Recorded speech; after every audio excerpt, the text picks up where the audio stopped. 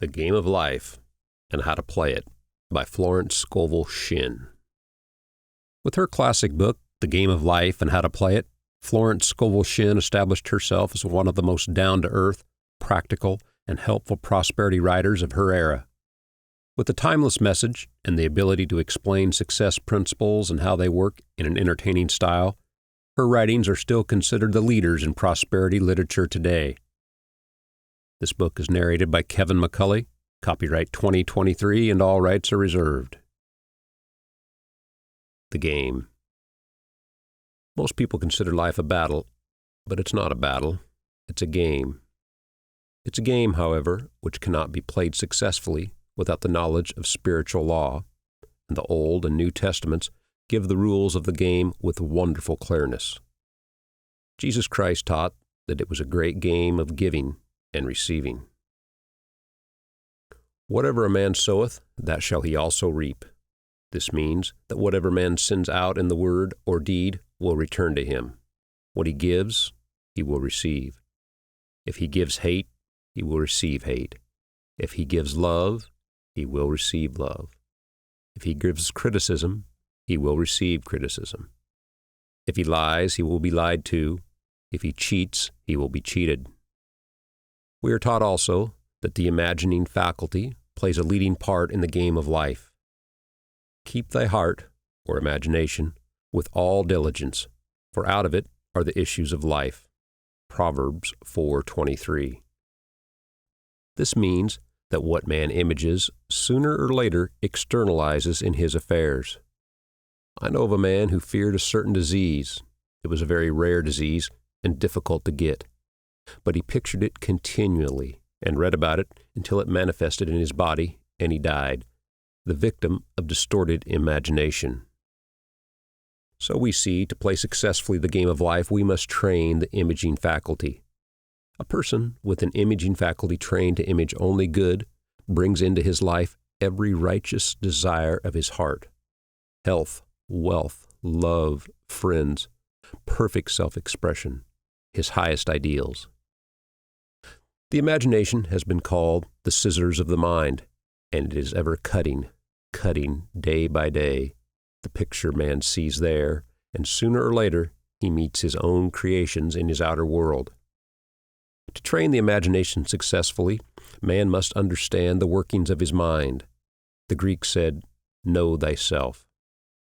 There are three departments of the mind: the subconscious, conscious, and superconscious. The subconscious is simply power without direction. It is like steam or electricity, and it does what it is directed to do. It has no power of induction. Whatever man feels deeply or images clearly is impressed upon the subconscious mind and carried out in minutest detail. For example, a woman I know, when a child always made believe she was a widow, she dressed up in black and wore a long black veil, and people thought she was very clever and amusing. She grew up and married a man with whom she was deeply in love. In a short time he died, and she wore black and a sweeping veil for many years. The picture of herself as a widow was impressed upon the subconscious mind, and in due time worked itself out, regardless of the havoc created. The conscious mind has been called mortal or carnal mind. It is the human mind and sees life as it appears to be. It sees death, disaster, sickness, poverty, and limitations of every kind, and it impresses the subconscious. The superconscious mind is the God mind within each man and is the realm of perfect ideas. In it is the perfect pattern spoken of by Plato, the divine design, for there is a divine design for each person. There is a place that you are to fill and no one else can fill, something you are to do which no one else can do. There's a perfect picture of this in the superconscious mind. It usually flashes across the conscious as an unattainable idea, something too good to be true. In reality, it is man's true destiny or destination, flashed to him from the infinite intelligence which is within himself. Many people, however, are in ignorance of their true destinies and are striving for things and situations which do not belong to them and would only bring failure and dissatisfaction if attained. For example, a woman came to me and asked me to speak the word, that she would marry a certain man with whom she was very much in love. She called him A.B. I replied that this would be a violation of spiritual law, but that I would speak the word for the right man, the divine selection, the man who belonged to her by divine right. I added, if A.B. is the right man, you can't lose him, and if he isn't, you will receive his equivalent. She saw A.B. frequently, but no headway was made in their friendship. One evening she called and said, "Do you know, for the last week, A.B. hasn't seemed so wonderful to me." I replied, "Maybe he is not the divine selection. Another man may be the right one." Soon after that, she met another man who fell in love with her at once, and who said she was his ideal. In fact, he said all the things that she had always wished A.B. would say to her. She remarked, it was quite uncanny. She soon returned his love and lost all interest in A.B. This shows the law of substitution. A right idea was substituted for a wrong one. Therefore, there was no loss or sacrifice involved. Jesus Christ said, "Seek ye first the kingdom of God and his righteousness, and all these things shall be added unto you." And he said, the kingdom was within man. The kingdom is the realm of right ideas, or the divine pattern. Jesus Christ taught that man's words played a leading part in the game of life. By your words ye are justified, and by your words you are condemned. Many people have brought disaster into their lives through idle words. For example, a woman once asked me why her life was now one of poverty, of limitation. Formerly she had a home, was surrounded by beautiful things, and had plenty of money. We found she had often tired of the management of her home, and she had said repeatedly, "I'm sick and tired of things. I wished I lived in a trunk." And she added, "Today, I am living in that trunk." She had spoken herself into a trunk. The subconscious mind has no sense of humor, and people often joke themselves into unhappy experiences. For example, a woman who had a great deal of money joked continually about getting ready for the poorhouse. In a few years, she was almost destitute, having impressed the subconscious mind with a picture of lack and limitation. Fortunately, the law works both ways, and a situation of lack may be changed to one of plenty. For example, a woman came to me one hot summer's day for a treatment for prosperity. She was worn out, dejected, and discouraged. She said she possessed just $8 in the world. I said, "Good. We'll bless the $8 and multiply them as Jesus Christ multiplied the loaves and the fishes. For he taught that every man had the power to bless and to multiply, to heal and to prosper." She said, "What shall I do next?" I replied, "Follow intuition. You have a hunch to do anything or to go anywhere? Intuition means intuition, or to be taught from within. It is man's unerring guide, and I will deal more fully with its laws in a following chapter." The woman replied, "I don't know. I seem to have a hunch to go home. I've just enough money for car fare." Her home was in a distant city and was one of lack and limitation, and the reasoning mind or intellect would have said, "Stay in New York and get work and make some money." I replied, "Then go home. Never violate a hunch." I spoke the following words for her. "Infinite Spirit, open the way for great abundance for." She is an irresistible magnet for all that belongs to her by divine right. I told her to repeat it continually also. She left for home immediately. In calling on a woman one day, she linked up with an old friend of her family. Through this friend, she received thousands of dollars in a most miraculous way. She has said to me often, "Tell people about the woman who came to you with $8 and a hunch. There's always plenty on man's pathway, but it can only be brought into manifestation through desire, faith, or the spoken word. Jesus Christ brought out clearly that man must make the first move. Ask, and it shall be given you. Seek, ye shall find. Knock, and it shall be opened unto you." Matthew 7:7. In the Scriptures we read, Concerning the works of my hands, command ye me. Infinite intelligence, God, is ever ready to carry out man's smallest or greatest demands. Every desire, uttered or unexpressed, is a demand. We are often startled by having a wish suddenly fulfilled. For example, one Easter, having seen many beautiful rose trees in the florist windows, I wished I would receive one, and for an instant saw it mentally being carried in the door. Easter came, and with it a beautiful rose tree. I thanked my friend the following day and told her it was just what I had wanted. She replied, "I didn't send you a rose tree. I sent you lilies." The man had mixed the order and sent me a rose tree simply because I had started the law in action, and I had to have a rose tree. Nothing stands between a man and his highest ideals and every desire of his heart but doubt and fear. When man can wish without worrying, every desire will be instantly fulfilled. I will explain more fully in a following chapter the scientific reason for this and how fear must be erased from the consciousness. It is man's only enemy. Fear of lack, fear of failure, fear of sickness, fear of loss, and a feeling of insecurity on some plane. Jesus Christ said, "Why are ye fearful, O ye of little faith?" Matthew 8:26. So we can see we must substitute faith for fear is only inverted faith. It is faith in evil instead of good. The object of the game of life is to see clearly one's good and to obliterate all mental pictures of evil. This must be done by impressing the subconscious mind with the realization of good. A very brilliant man who has attained great success told me he had suddenly erased all fear from his consciousness by reading a sign which hung in a room. He saw printed in large letters this statement, "Why worry? It will probably never happen." These words were stamped indelibly upon his subconscious mind, and he has now a firm conviction that only good can come into his life. Therefore, only good can manifest. In the following chapter, I will deal with the different methods of impressing the subconscious mind. It is man's faithful servant, but one must be careful to give it the right orders. Man has an ever-silent listener at his side, the subconscious mind.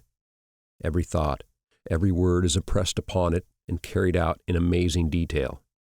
It is like a singer making a record on the sensitive disc of the phonographic plate. Every note and tone of the singer's voice is registered. If he coughs or hesitates, it is registered also.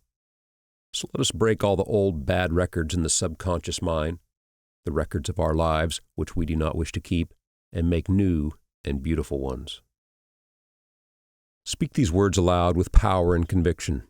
I now smash and demolish, by my spoken word, every untrue record in my subconscious mind.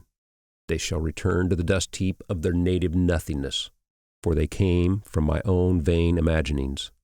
I now make my perfect records through the Christ within, the records of health, wealth, love, and perfect self-expression. This is the square of life, the game completed. In the following chapters, I will show how man can change his conditions by changing his words. Any man who does not know the power of the word is behind the times. Death and life are in the power of the tongue. Proverbs 18:21. The law of prosperity. Yea, the Almighty shall be thy defense, and thou shalt have plenty of silver. One of the greatest messages given to the race through the Scriptures is that God is man's supply and that man can release, through his spoken word, all that belongs to him by divine right. He must, however, have perfect faith in his spoken word. Isaiah said, "My word shall not return unto me void, but shall accomplish that whereunto it is sent." We know now that words and thoughts are a tremendous vibratory force, ever molding man's body and affairs. A woman came to me in great distress and said she was being sued on the 15th of the month for $3,000. She knew no way of getting the money and was in despair. I told her God was her supply and that there is a supply for every demand. So I spoke the word. I gave thanks that the woman would receive $3,000 at the right time in the right way. I told her she must have perfect faith and act her perfect faith. The 15th came, but no money had materialized. She called me on the phone and asked what she was to do. I replied, "It is Saturday, so they won't sue you today. Your part is to act rich, thereby showing perfect faith that you will receive it by Monday." She asked me to lunch with her to keep up her courage. When I joined her at a restaurant, I said, "This is no time to economize. Order an expensive luncheon. Act as if you already have received the $3,000. All things whatsoever ye ask in prayer, believing ye shall receive. You must act as if you had already received." The next morning she called me on the phone and asked me to stay with her during the day. I said, "No, you are divinely protected, and God is never too late." In the evening she phoned again, greatly excited, and said, "My dear, a miracle has happened. I was sitting in my room this morning when the doorbell rang. I said to the maid, 'Don't let anyone in.' The maid, however, looked out the window and said, 'It's your cousin with the long white beard.' So I said, 'Call him back. I would like to see him.' He was just turning the corner when he heard the maid's voice, and he came back in. He talked for about an hour, and just as he was leaving, he said, 'Oh, by the way, how are your finances?' I told him I needed the money, and he said, 'Why, my dear, I will give you $3,000 the first of the month.' I didn't like to tell him I was going to be sued. 'What shall I do?' 'I won't receive it till the first of the month. I must have it tomorrow.' I said, 'I'll keep on treating.' I said, 'Spirit is never too late. I give thanks she has received the money on the invisible plane and that it manifests on time.' The next morning, her cousin called her up and said, 'Come to my office this morning, and I will give you the money.' That afternoon, she had $3,000 to her credit in the bank and wrote checks as rapidly as her excitement would permit. If one asks for success and prepares for failure, he will get the situation he is prepared for. For example, a man came to me asking me to speak the word that a certain debt would be wiped out. I found he spent his time planning what he would say to the man when he did not pay his bill, thereby neutralizing my words. He should have seen himself paying the debt. We have a wonderful illustration of this in the Bible, relating to the 3 kings who were in the desert, without water for their men and horses. They consulted the prophet Elisha, who gave them this astonishing message. "Thus saith the Lord, Ye shall not see wind, neither shall ye see rain. Yet make this valley full of ditches. Man must prepare for the thing he has asked for, when there isn't the slightest sign of it in sight." For example, a woman found it necessary to look for an apartment during the year when there was a great shortage of apartments in New York. It was considered almost an impossibility, and her friends were sorry for her and said, "Isn't it too bad? You'll have to store your furniture and live in a hotel." She replied, "You needn't feel sorry for me. I'm a Superman, and I'll get an apartment." She spoke the words, "Infinite Spirit, open the way for the right apartment." She knew there was a supply for every demand, and that she was unconditioned, working on the spiritual plane, and that one with God is a majority. She'd contemplated buying new blankets when the tempter, the adverse thought or reasoning mind suggested, "Don't buy the blankets. Perhaps, after all, you won't get in an apartment, and you will have no use for them." She promptly replied to herself, "I'll dig my ditches by buying the blankets." So she prepared for the apartment, acted as though she already had it.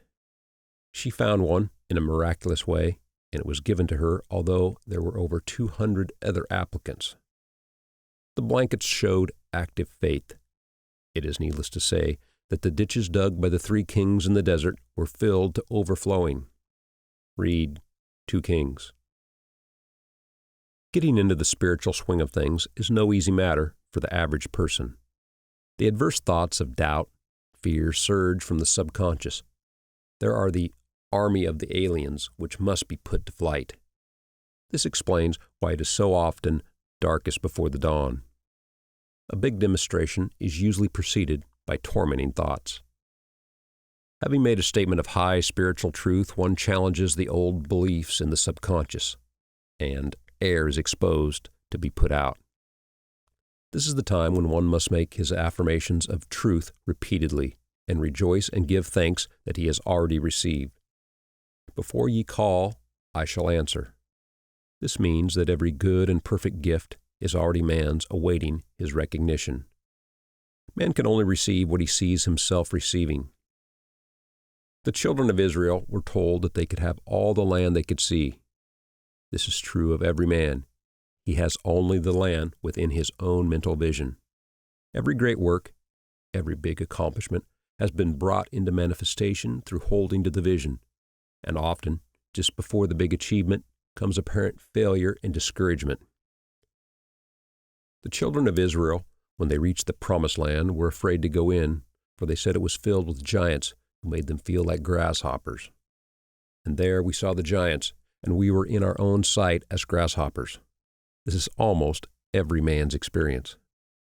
However, the one who knows spiritual law is undisturbed by appearance and rejoices while is yet in captivity. That is, he holds to his vision and gives thanks that the end is accomplished. He has received. Jesus Christ gave a wonderful example of this.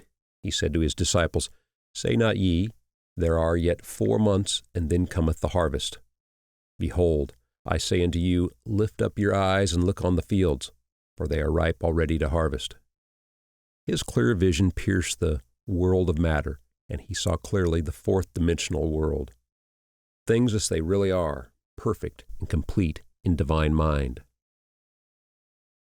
So man must ever hold the vision of his journey's end and demand the manifestation of that which he has already received. It may be his perfect health, love, supply, self-expression, home, or friends. They are all finished and perfect ideas registered in divine mind, man's own superconscious mind, and must come through him, not to him. For example, a man came to me asking for treatments for success. It was imperative that he raise, within a certain time, $50,000 for his business. The time limit was almost up when he came to me in despair. No one wanted to invest in his enterprise, and the bank had flatly refused a loan.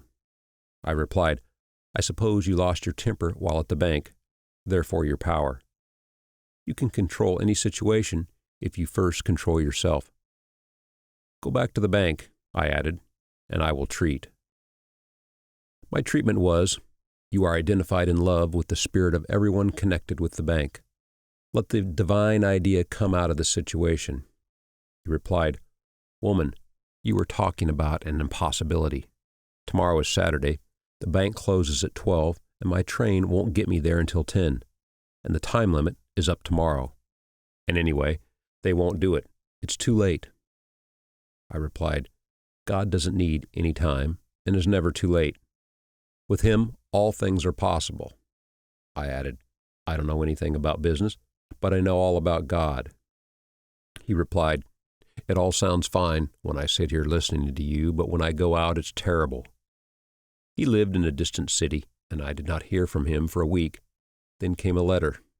It read, You were right. I raised the money and will never again doubt the truth of all that you told me. I saw him a few weeks later, and I said, What happened? You evidently had plenty of time, after all. He replied, My train was late, and I got there just 15 minutes to 12. I walked into the bank quietly and said, I've come for the loan, and they gave it to me without a question. It was the last 15 minutes of the time allotted to him, and the infinite spirit was not too late. In this instance, the man could never have demonstrated alone. He needed someone to help him hold the vision. This is what one can do for one another. Jesus Christ knew the truth of this when he said, If 2 of you shall agree on earth as touching anything that they shall ask, it shall be done for them of my Father which is in heaven. One gets too close to his own affairs and becomes doubtful and fearful. The friend or healer sees clearly the success, health, or prosperity and never wavers because he is not too close to the situation. It is much easier to demonstrate for someone else than for oneself. so a person should not hesitate to ask for help if he feels himself wavering. A keen observer of life once said, "No man can fail if some one person sees him successful." Such is the power of the vision.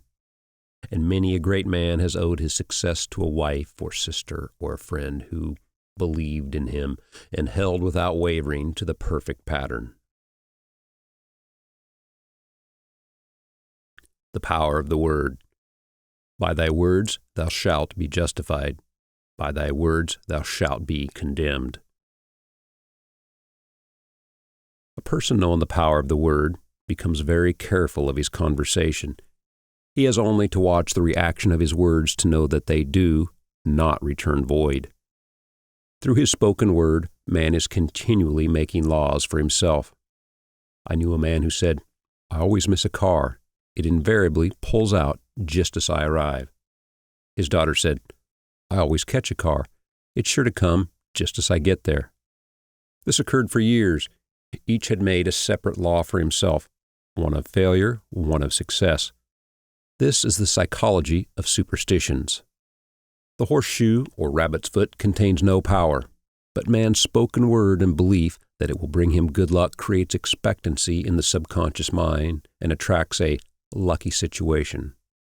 I find, however, this will not work when man has advanced spiritually and knows a higher law. One cannot turn back, and one must put away graven images. For example, 2 men in my class had had great success in business for several months, when suddenly everything went to smash. We tried to analyze the situation, and I found, instead of making their affirmations and looking to God for success and prosperity, they had each bought a lucky monkey. I said, "Oh, I see. You have been trusting in the lucky monkeys instead of God. Put away the lucky monkeys and call on the law of forgiveness, for man has power to forgive and neutralize his mistakes." They decided to throw the lucky monkeys down a coal hole, and all went well again. This does not mean, however, that one should throw away every lucky ornament or horseshoe about the house, but he must recognize that the power back of it is the one and only power, God, and that the object simply gives him a feeling of expectancy. I was with a friend one day who was in deep despair. In crossing the street, she picked up a horseshoe. Immediately, she was filled with joy and hope. She said God had sent her the horseshoe in order to keep up her courage. It was, indeed, at that moment, about the only thing that could have registered in her consciousness. Her hope became faith, and she ultimately made a wonderful demonstration. I wish to make the point clear that the men previously mentioned were dependent on the monkeys alone, while this woman recognized the power back of the horseshoe. I know in my own case, it took a long while to get out of a belief that certain things brought disappointment. If the thing happened, disappointment invariably followed. I found the only way I could make a change in the subconscious was by asserting, there are not two powers, there is only one power, God. Therefore, there are no disappointments, and this thing means a happy surprise. I noticed a change at once, and happy surprises commenced coming my way. I have a friend who said nothing could induce her to walk under a ladder. I said, "If you are afraid, you are giving in to a belief in two powers, good and evil, instead of one. As God is absolute, there can be no opposing power, unless man makes the faults of evil for himself. To show you believe in only one power, God, and that there is no power or reality in evil, walk under the next ladder you see." Soon after, she went to her bank.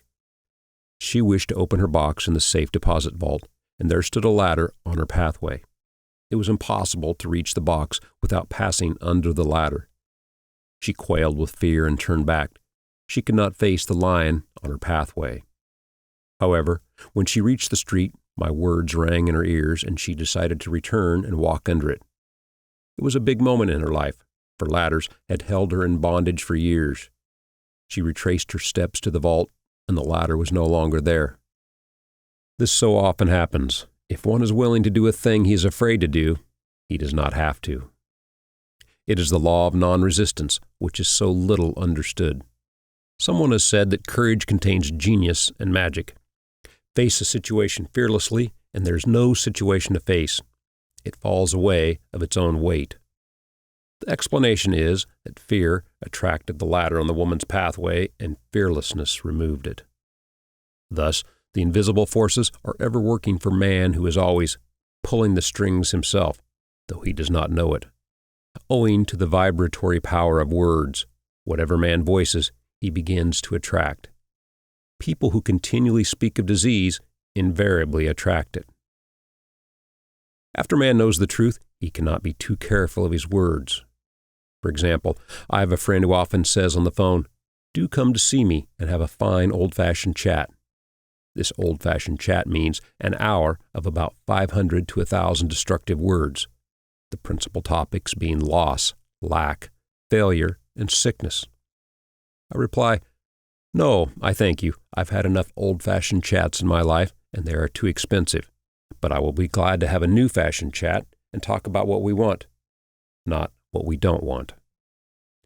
There's an old saying that man only dares use his words for three purposes: to heal, bless, or prosper. What man says of others will be said of him, and what he wishes for another, he is wishing for himself. Curses, like chickens, come home to roost. If a man wishes someone bad luck, he is sure to attract bad luck himself.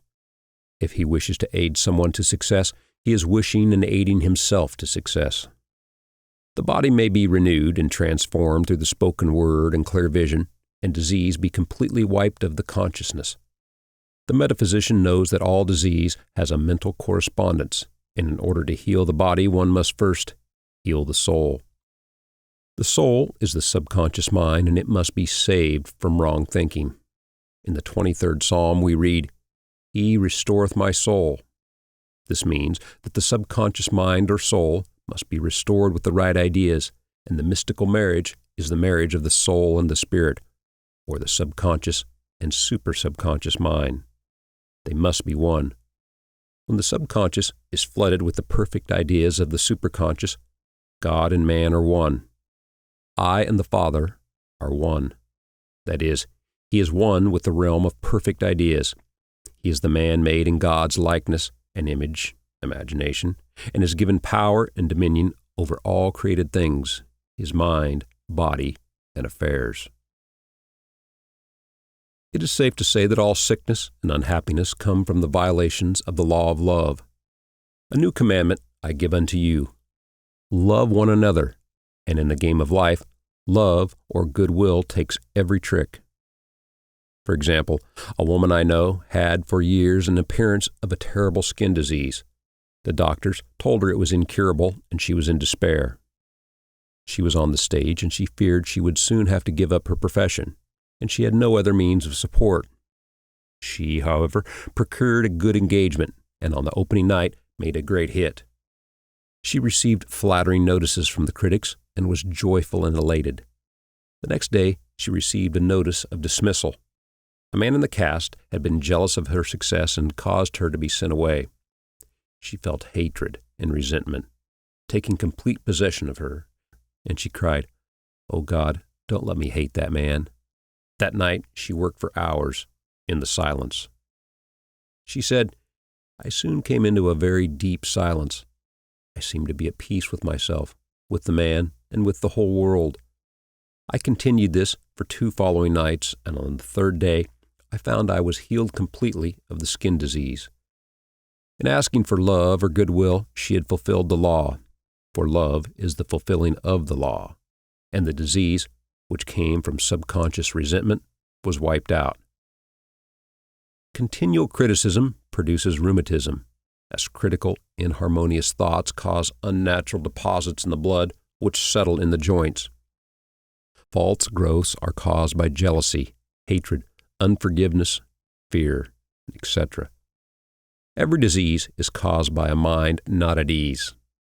I said once in my class, there is no use asking anyone, "What's the matter with you?" We might just as well say, "Who's the matter with you?" Unforgiveness is the most prolific cause of disease. It will harden arteries or liver and affect the eyesight. In its train are endless ills. I called on a woman one day who said she was ill from having eaten a poisoned oyster. I I replied, "Oh no, the oyster was harmless. You poisoned the oyster. What's the matter with you?" She answered, "Oh, about 19 people." She had quarreled with 19 people and had become so inharmonious that she attracted the wrong oyster. Inharmony on the external indicates there is mental inharmony. As the within, so the without.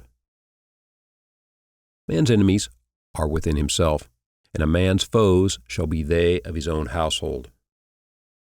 Personality is one of the last enemies to be overcome, as this planet is taking its initiation in love. It was Christ's message, peace on earth, goodwill towards man. The enlightened man, therefore, endeavors to perfect himself upon his neighbor.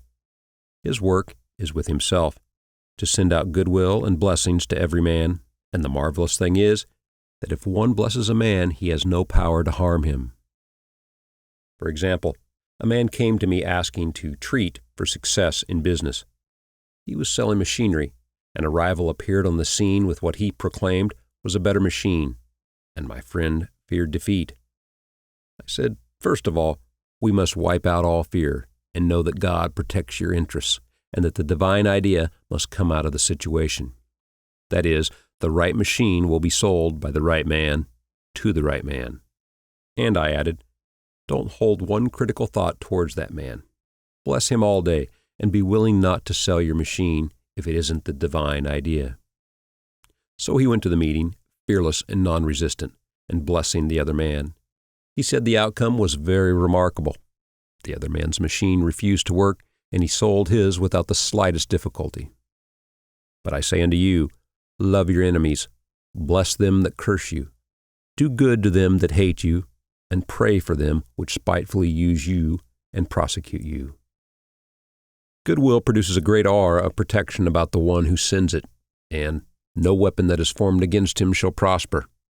In other words, love and good will destroy the enemies within oneself.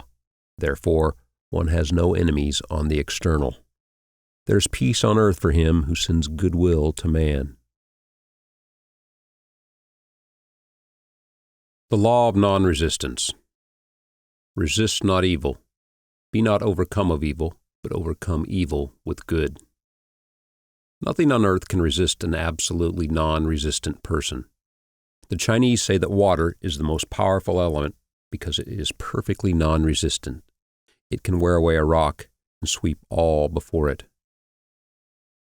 Jesus Christ said, resist not evil, for he knew in reality there is no evil. Therefore nothing to resist. Evil has come of man's vain imagination, or a belief in two powers, good and evil. There's an old legend that Adam and Eve ate of Maya, the tree of illusion, and saw two powers instead of one power, God. Therefore, evil is a false law man has made for himself through psychoma or soul sleep. Soul sleep means that man's soul has become hypnotized by the race belief of skin, sickness, and death, etc., which is carnal or mortal thought, and his affairs have outpictured his illusions.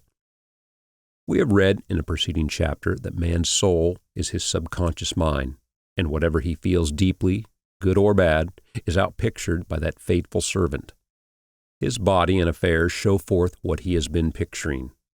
The sick man has pictured sickness, the poor man poverty, the rich man wealth. People often say, why does a little child attract illness when it is too young to even know what it means? I answer that children are sensitive and receptive to the thoughts of others about them, and often outpicture the fears of their parents. I heard a metaphysician once say, if you do not run your subconscious mind yourself, someone else will run it for you. Mothers often, unconsciously, attract illness and disaster to their children by continually holding them in thoughts of fear and watching for symptoms. For example, a friend asked a woman if her little girl had had the measles. She replied promptly, not yet. This implied that she was expecting the illness and, therefore, preparing the way for what she did not want for herself and child. However, the man who is centered and established in right thinking, the man who sends out only goodwill to his fellow man, and who is without fear, cannot be touched or influenced by the negative thoughts of others. In fact, he could receive only good thoughts, as he himself sends forth only good thoughts. Resistance is hell, for it places man in a state of torment. A metaphysician once gave me a wonderful recipe for taking every trick in the game of life. It is the acme of non-resistance. He gave it in this way. At one time in my life, I baptized children, and of course, they had many names. Now, I no longer baptize children, but I baptize events. But I give every event the same name. If I ever have a failure, I baptize it success in the name of the Father and of the Son and of the Holy Ghost. In this, we see the great law of transmutation, founded on non-resistance. Through his spoken word, every failure was transmuted into success. For example, a woman who required money and who knew the spiritual law of opulence was thrown continually in a business way with a man who made her feel very poor. He talked lack and limitation, and she commenced to catch his poverty thoughts, so she disliked him and blamed him for her failure. She knew, in order to demonstrate her supply, she must feel that she had received. A feeling of opulence must precede its manifestation. It dawned upon her one day that she was resisting the situation and seeing two powers instead of one. So she blessed the man and baptized the situation success. She affirmed, as there is only one power, God, this man is here for my good and my prosperity, just what he did not seem to be there for. Soon after that she met, through this man, a woman who gave her for service rendered several $1,000s, and the man moved to a distant city and faded harmoniously from her life. Make the statement, every man is a golden link in the chain of my good, for all men are God in manifestation, awaiting the opportunity given by man, himself, to serve the divine plan of his life. Bless your enemy, and you rob him of his ammunition. His arrows will be transmuted into blessings. This is true of nations as well as individuals. Bless a nation, send love and goodwill to every inhabitant, and it is robbed of its power to harm. Man can only get the right idea of non-resistance through spiritual understanding. My students have often said, "I don't want to be a doormat." I reply, when you use non-resistance with wisdom, no one will ever be able to walk over you. Another example. One day, I was impatiently awaiting an important telephone call. I resisted every call that came in and made no outgoing calls myself, reasoning that it might interfere with the one I was awaiting. Instead of saying, divine ideas never conflict, the call will come at the right time, leaving it to infinite intelligence to arrange, I commenced to manage things myself. I made the battle mine, not God's, and remained tense and anxious. The bell did not ring for about an hour, and I glanced at the phone and found the receiver had been off that length of time, and the phone was disconnected. My anxiety, fear, and belief in interference had brought on a total eclipse of the telephone. Realizing what I had done, I commenced blessing the situation at once. I baptized it success, and affirmed I cannot lose any call that belongs to me by divine right. I am under grace and not under law. A friend rushed out to the nearest telephone to notify the company to reconnect. She entered a crowded grocery, but the proprietor left his customers and attended to the call himself.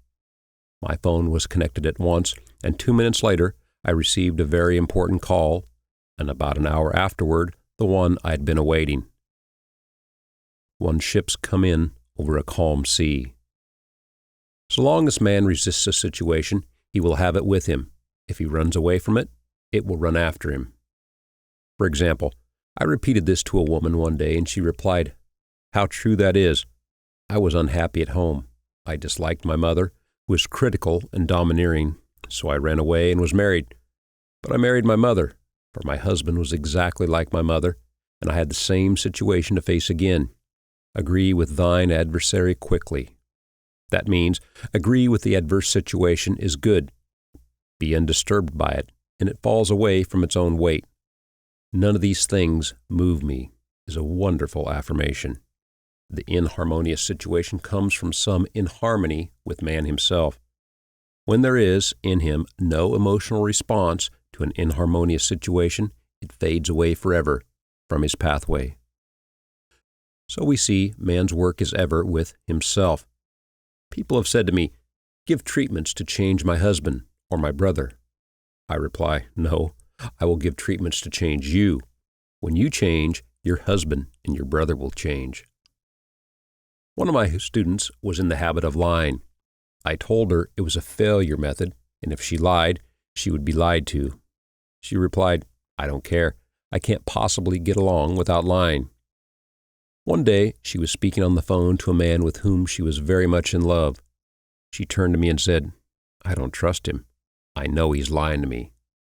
I replied, "Well, you lie yourself, so someone has to lie to you, and you will be sure it will be just the person you want the truth from."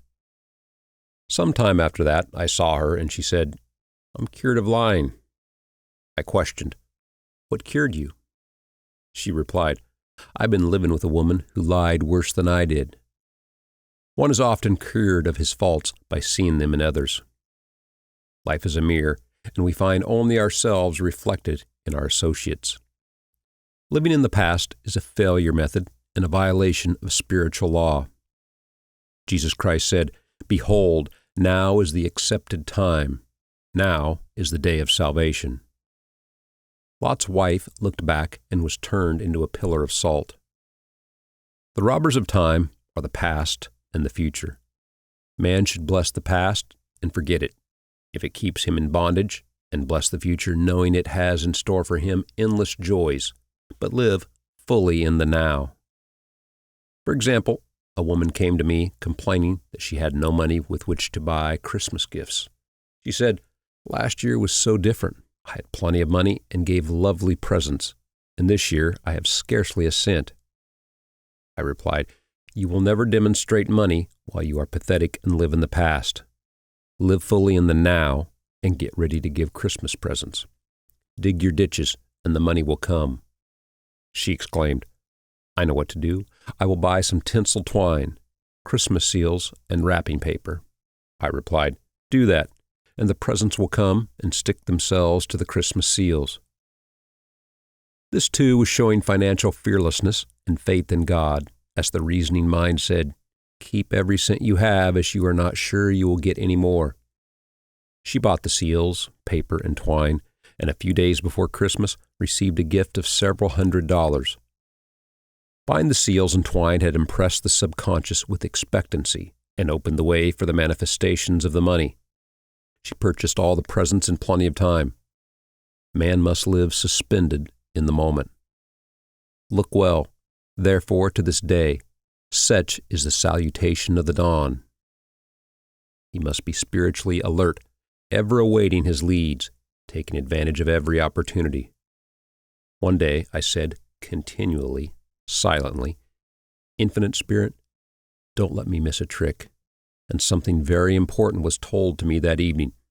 It is most necessary to begin the day with right words. Make an affirmation immediately upon waking. For example, "Thy will be done this day. Today is a day of completion. I give thanks for this perfect day. Miracle shall follow miracle, and wonders shall never cease." Make this a habit, and one will see wonders and miracles come into his life. One morning, I picked up a book and read, "Look with wonder at that which is before you." It seemed to be my message for the day, so I repeated again and again, "Look with wonder at that which is before you." At about noon, a large sum of money was given me, which I had been desiring for a certain purpose. In the following chapter, I will give affirmations that I have found most effective. However, one should never use an affirmation unless it is absolutely satisfying and convincing to his own consciousness, and often an affirmative is changed to suit different people. For example, the following has brought success to many. "I have a wonderful work in a wonderful way. I give wonderful service for wonderful pay." I gave the first two lines to one of my students, and she added the last two. It made a most powerful statement, as there should always be perfect payment for perfect service, and a rhyme sinks easily into the subconscious. She went about singing it aloud and soon did receive wonderful work in a wonderful way, and she gave wonderful service for wonderful pay. Another student, a businessman, took it and changed the word work to business. He repeated, "I have a wonderful business in a wonderful way, and I give wonderful service for wonderful pay." That afternoon, he made a $41,000 deal, though there had been no activity in his affairs for months. Every affirmation must be carefully worded and completely cover the ground. For example, I knew a woman who was in great need and made a demand for work. She received a great deal of work, but was never paid anything. She now knows to add wonderful service for wonderful pay. It is man's divine right to have plenty, more than enough. His barn should be full, and his cup should flow over. This is God's idea for man, and when man breaks down the barriers of lack in his own consciousness, the golden age will be his, and every righteous desire of his heart fulfilled. The law of karma and the law of forgiveness. Man receives only that which he gives. The game of life is a game of boomerangs. Man's thoughts, deeds, and words return to him sooner or later with astounding accuracy. This is the law of karma, which is Sanskrit for comeback. Whatsoever a man soweth, that shall he also reap. For example, a friend told me this story of herself, illustrating the law. She said, "I make all my karma on my aunt. Whatever I say to her, someone says to me." I am often irritable at home, and one day said to my aunt, who was talking to me during dinner, "No more talk. I wish to eat in peace." The following day, I was lunching with a woman with whom I wished to make a great impression. I was talking animatedly when she said, "No more talk. I wish to eat in peace." My friend is high in consciousness, so her karma returns much more quickly than to one on the mental plane. The more man knows, the more he is responsible for, and a person with a knowledge of spiritual law, which he does not practice, suffers greatly in consequence. The fear of the Lord, law, is the beginning of wisdom. If we read the Lord law, it will make many passages in the Bible much clearer. "Vengeance is mine. I will repay, saith the Lord." Law. It is the law which takes vengeance, not God. God sees man perfect, created in his own image, imagination, and given power and dominion. This is the perfect idea of man, registered in divine mind, awaiting man's recognition, for man can only be what he sees himself to be, and only attain what he sees himself attaining. "Nothing ever happens without an onlooker," is an ancient saying. Man sees first his failure or success, his joy or sorrow, before it swings into visibility from the scenes set in his own imagination. We have observed this in the mother picturing disease for her child, or a woman seeing success for her husband. Jesus Christ said, "And ye shall know the truth, and the truth shall make you free." So we see freedom from all unhappy conditions comes through knowledge, a knowledge of spiritual law. Obedience precedes authority, and the law obeys man when he obeys the law. The law of electricity must be obeyed before it becomes man's servant. When handled ignorantly, it becomes man's deadly foe. So with the laws of mind. For example, a woman with a strong personal will wished she owned a house which belonged to an acquaintance, and she often made mental pictures of herself living in the house. In the course of time, the man died, and she moved into the house. Several years afterwards, coming into the knowledge of spiritual law, she said to me, "Do you think I had anything to do with that man's death?"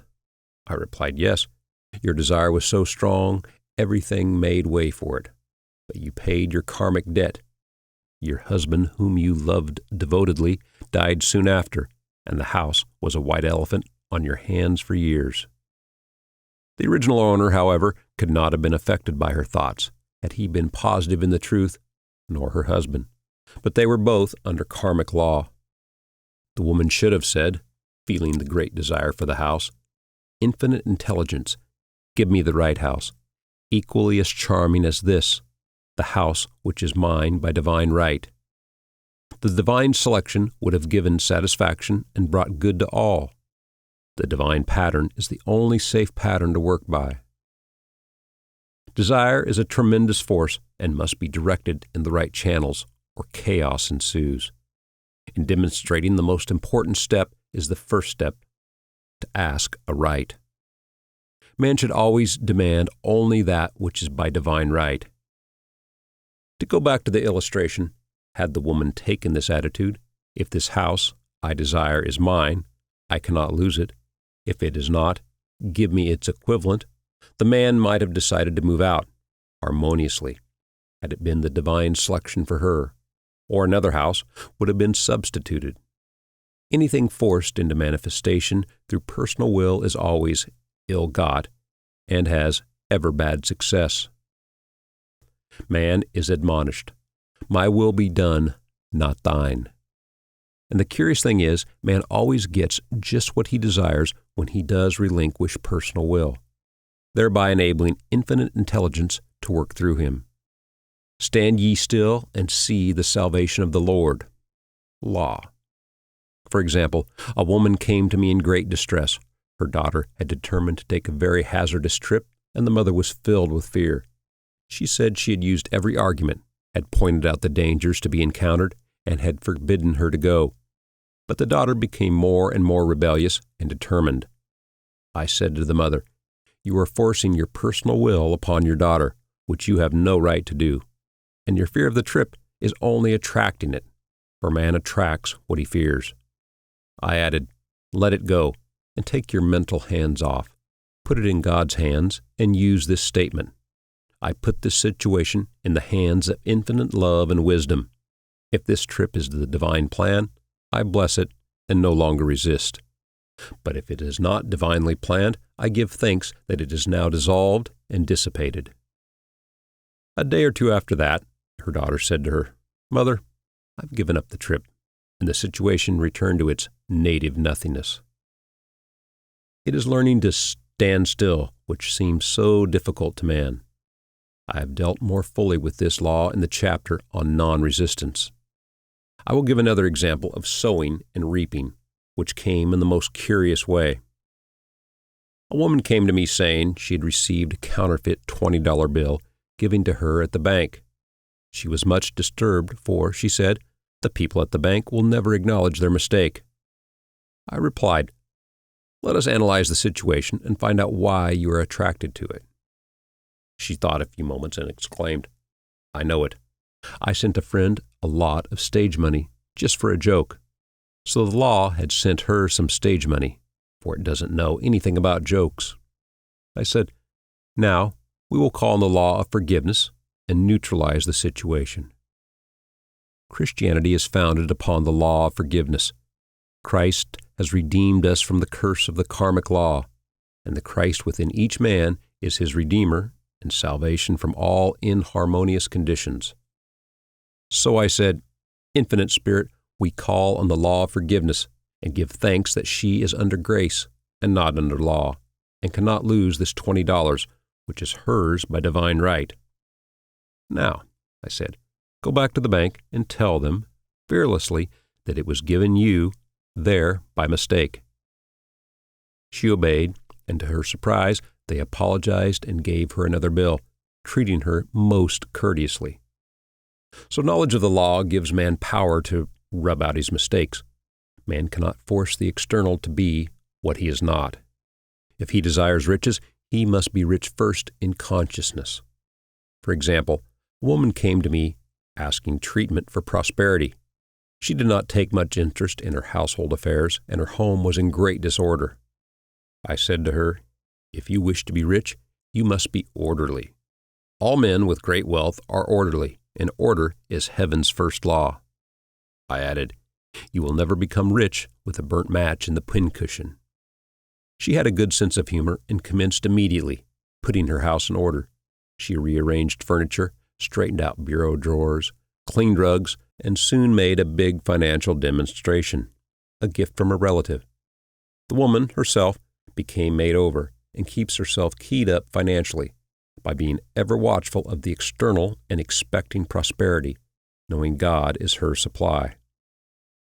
Many people are in ignorance of the fact that gifts and things are investments, and that hoarding and saving invariably lead to loss. There is that scattereth, and yet increaseth, and there is that withholdeth more than is meet, but it tendeth to poverty. For example, I knew a man who wanted to buy a fur-lined overcoat. He and his wife went to various shops, but there was none he wanted. He said they were all too cheap-looking.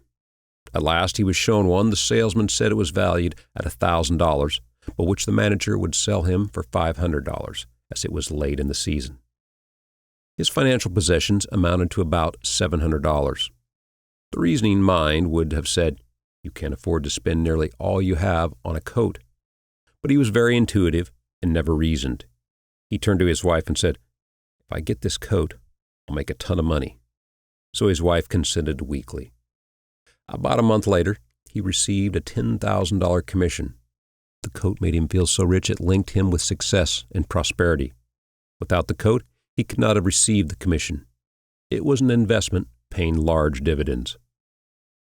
If man ignores these leadings to spend or to give, the same amount of money will go in an uninteresting or unhappy way.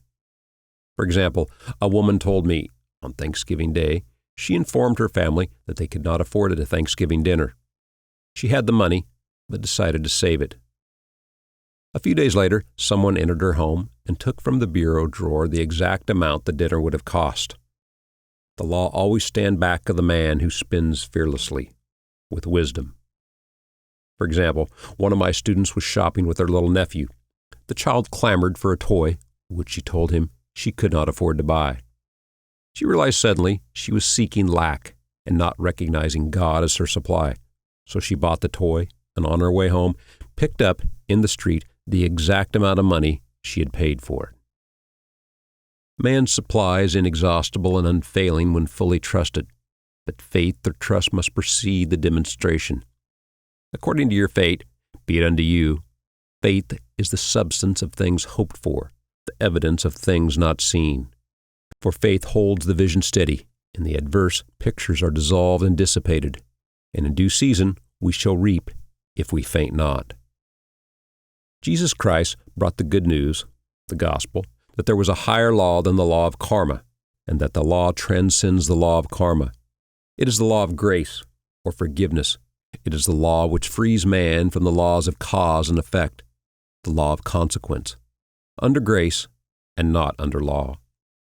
We are told that on this plane man reaps where he has not sown. The gifts of God are simply poured out upon him. All that the kingdom affords is his.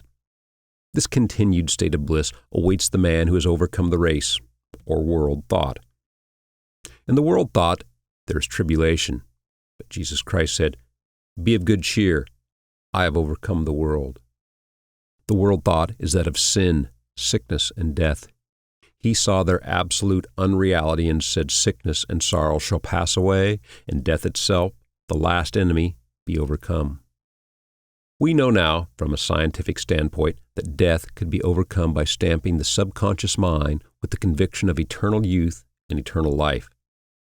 The subconscious, being simply power without direction, carries out orders without questioning. Working under the direction of the superconscious, the Christ or God within man, the resurrection of the body would be accomplished. Man would no longer throw off his body in death. It would be transformed into the body electric, sung by Walt Whitman, for Christianity is founded upon the forgiveness of sins and an empty tomb. Casting the burden, impressing the subconscious. When man knows his own powers and the workings of his mind, his great desire is to find an easy and quick way to impress the subconscious with good. For simply an intellectual knowledge of the truth will not bring results. In my own case, I found the easiest way is in casting the burden. A metaphysician once explained it in this manner. He said, "The only thing which gives anything weight in nature is the law of gravitation. And if a boulder could be taken high above the planet, there would be no weight in that boulder." And that is what Jesus Christ meant when he said, "My yoke is easy and my burden is light." He had overcome the world vibration and functioned in the fourth dimensional realm, where there is only perfection, completion, life, and joy. He said, "Come to me, all ye that labor and are heavy laden, and I will give you rest. Take my yoke upon you, for my yoke is easy and my burden is light." We are also told in that 55th Psalm to cast thy burden upon the Lord. Many passages in the Bible state that the battle is God's, not man's, and that man is always to stand still and see the salvation of the Lord. This indicates that the superconscious mind, or Christ within, is the department which fights a man's battle and relieves him of burdens. We see, therefore, that man violates law if he carries a burden, and a burden is an adverse thought or condition. And this thought or condition has its roots in the subconscious. It seems almost impossible to make any headway directing the subconscious from the conscious or reasoning mind, as the reasoning mind, the intellect, is limited in its conceptions and filled with doubts and fears.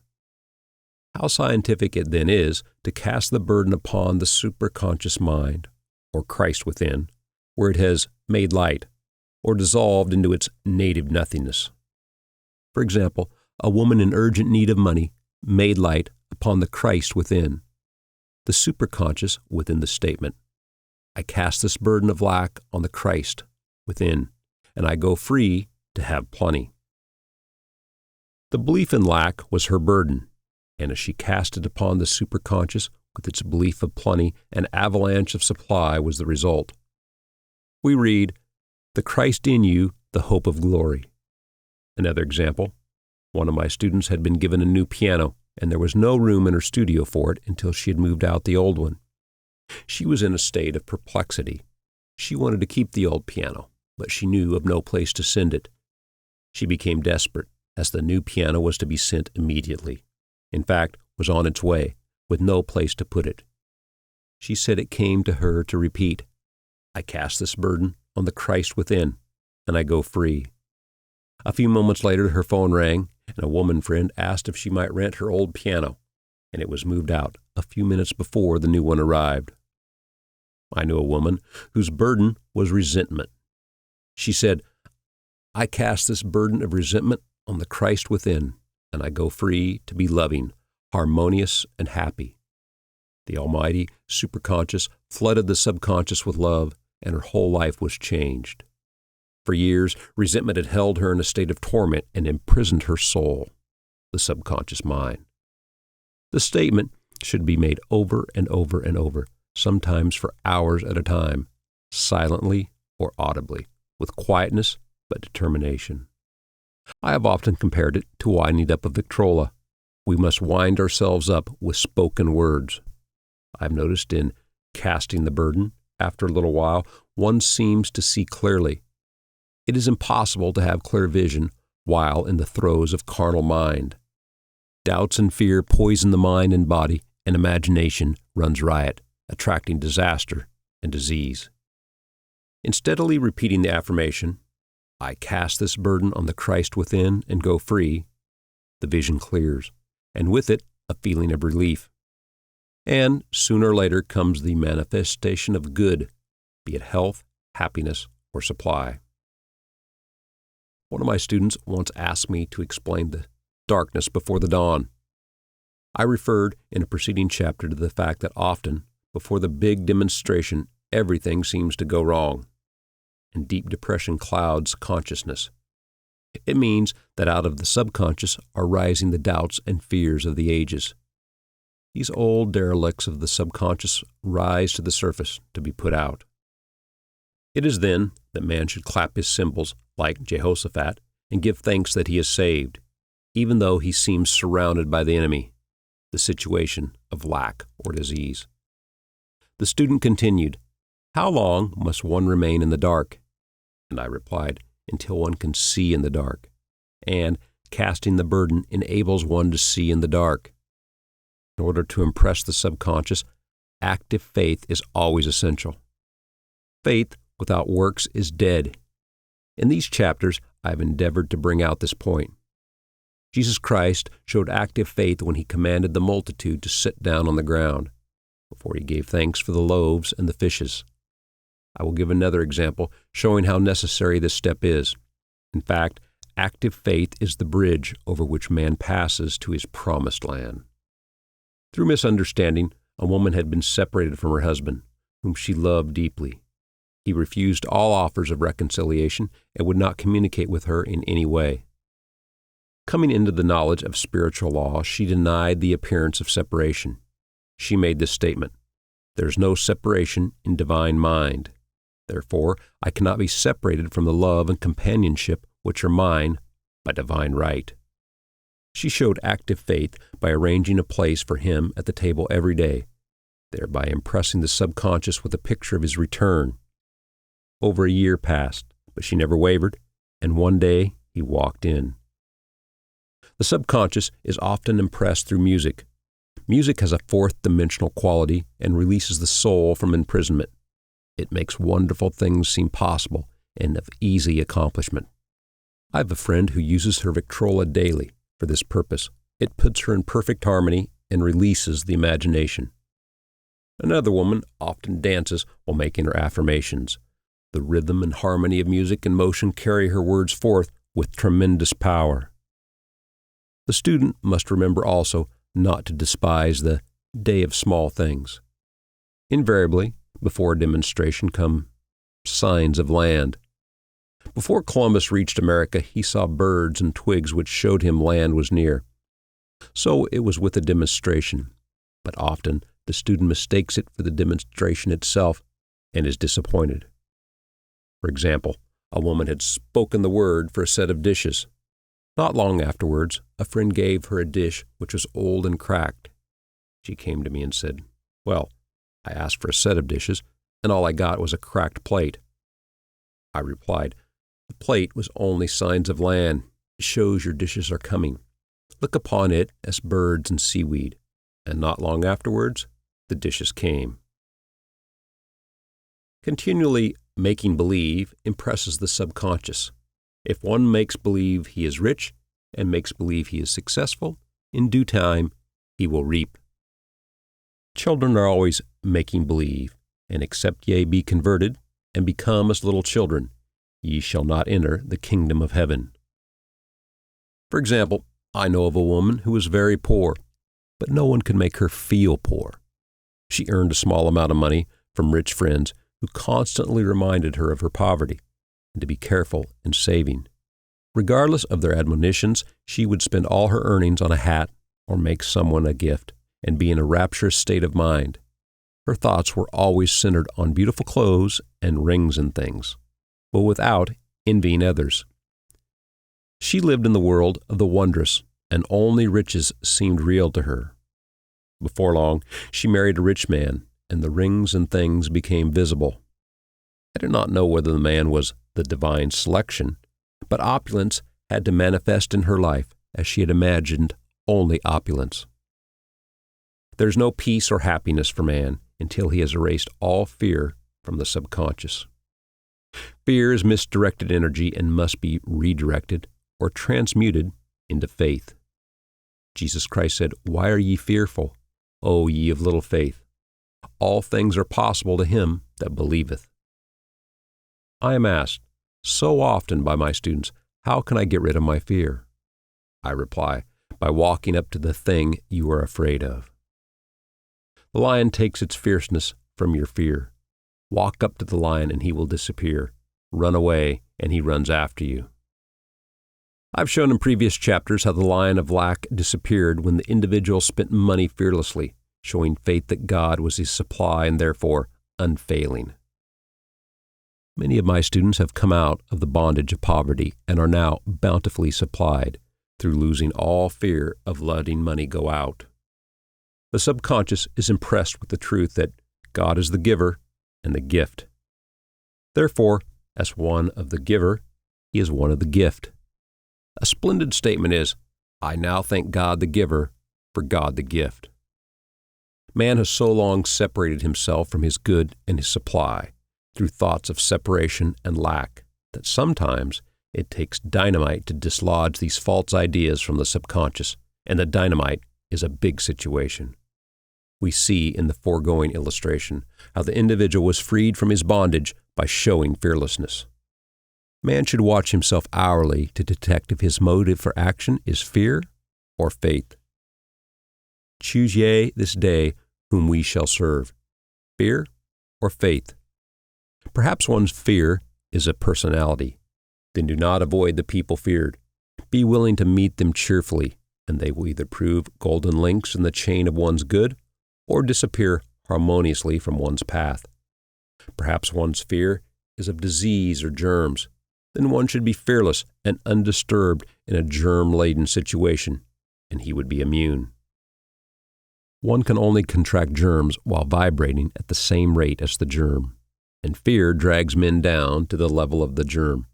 Of course, the disease-laden germ is the product of carnal mind, as all thought must objectify. Germs do not exist in the superconscious or divine mind, therefore are the products of man's vain imagination. In the twinkling of an eye, man's release will come when he realizes there is no power in evil. The material world will fall away, and the fourth-dimensional world, the world of the wondrous, will swing into manifestation. And I saw a new heaven and a new earth, and there shall be no more death, neither sorrow nor crying, neither shall there be any more pain, for the former things are passed away.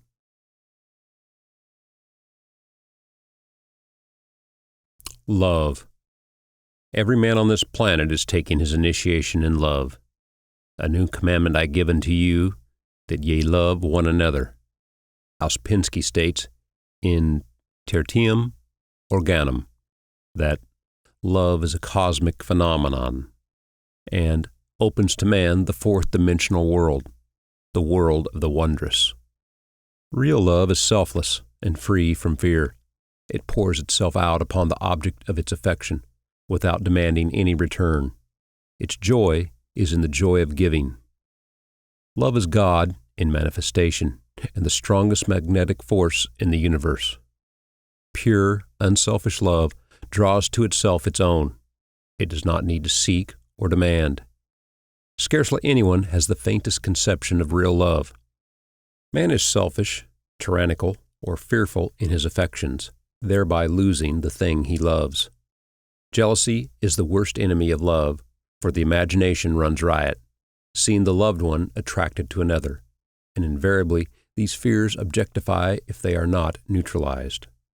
For example, a woman came to me in deep distress. The man she loved had left her for other women and said he never intended to marry her. She was torn with jealousy and resentment and said she hoped he would suffer as he had made her suffer, and added, "How could he leave me when I loved him so much?" I replied, "You are not loving that man, you are hating him," and added, "You can never receive what you have never given. Give a perfect love, and you will receive a perfect love. Perfect yourself on this man. Give him a perfect, unselfish love, demanding nothing in return. Do not criticize or condemn, and bless him wherever he is." She replied, "No, I won't bless him unless I know where he is." "Well," I said, "that is not real love. When you send out real love will return to you, either from this man or his equivalent. For if this man is not the divine selection, you will not want him, as you are one with God, and you are one with a love which belongs to you by divine right." Several months passed, and matters remained about the same, but she was working conscientiously with herself. I said, "When you are no longer disturbed by his cruelty, he will cease to be cruel, as you are attracting it through your own emotions." Then I told her of a brotherhood in India who never said good morning to each other. They used these words, "I salute the divinity in you." They saluted the divinity in every man and in the wild animals in the jungle, and they were never harmed, for they saw only God in every living thing. I said, "Salute the divinity in this man and say, 'I see your divine self only. I see you as God sees you, perfect, made in his image and likeness.'" She found she was becoming more poised and gradually losing her resentment. He was a captain, and she always called him the Cap. One day she said, suddenly, God bless the cap, wherever he is." I replied, "That is real love. And when you have become a complete circle and are no longer disturbed by the situation, you will have his love, or attract its equivalent." I was moving at this time and did not have a telephone, so was out of touch with her for a few weeks, when one morning I received a letter saying, "We are married." At the earliest opportunity, I paid her a call. My first words were, "What happened?" "Oh," she exclaimed, "a miracle. One day I woke up and all suffering had ceased. I saw him that evening and he asked me to marry him. We were married in about a week, and I have never seen a more devoted man. There is an old saying, 'No man is your enemy, no man is your friend. Every man is your teacher.' So, one should become impersonal and learn what each man has to teach him, and soon he would learn his lessons and be free." The woman's lover was teaching her selfless love, which every man, sooner or later, must learn. Suffering is not necessary for man's development. It is the result of violation of spiritual law, but few people seem able to rouse themselves from their soul sleep without it. When people are happy, they usually become selfish, and automatically the law of karma is set in action. Man often suffers loss through lack of appreciation. I know a woman who had a very nice husband, but she said often, "I don't care anything about being married, but that is nothing against my husband. I'm simply not interested in married life." She had other interests and scarcely remembered she had a husband. She only thought of him when she saw him. One day her husband told her he was in love with another woman and left. She came to me in distress and resentment. I replied, "It is exactly what you spoke the word for. You said you didn't care anything about being married, so the subconscious worked to get you unmarried." She said, "Oh, yes, I see. People get what they want and then feel very much hurt." She soon became in perfect harmony with the situation and knew they were both much happier apart. When a woman becomes indifferent or critical and ceases to be an inspiration to her husband, he misses the stimulus of their early relationship and is restless and unhappy. A man came to me dejected, miserable, and poor. His wife was interested in the science of numbers and had had him read. It seems the report was not very favorable, for he said, "My wife says I'll never amount to anything because I am a 2. I replied, "I don't care what your number is. You are a perfect idea in divine mind, and we will demand the success and prosperity which are already planned for you by that infinite intelligence." Within a few weeks, he had a very fine position, and a year or two later, he achieved a brilliant success as a writer. No man is a success in business unless he loves his work. The picture the artist paints for love of his art is his greatest work. The potboiler is always something to live down. No man can attract money if he despises it. Many people are kept in poverty by saying, "Money means nothing to me, and I have a contempt for people who have it." This is the reason so many artists are poor. Their contempt for money separates them from it. I remember hearing one artist say of another, "He's no good as an artist. He has money in the bank." This attitude of mind, of course, separates man from his supply. He must be in harmony with a thing in order to attract it. Money is God in manifestation, as freedom from want and limitation, but it must be always kept in circulation and put to right uses. Hoarding and saving react with grim vengeance. This does not mean that man should not have houses and lots, stocks and bonds, for the barns of the righteous man shall be full.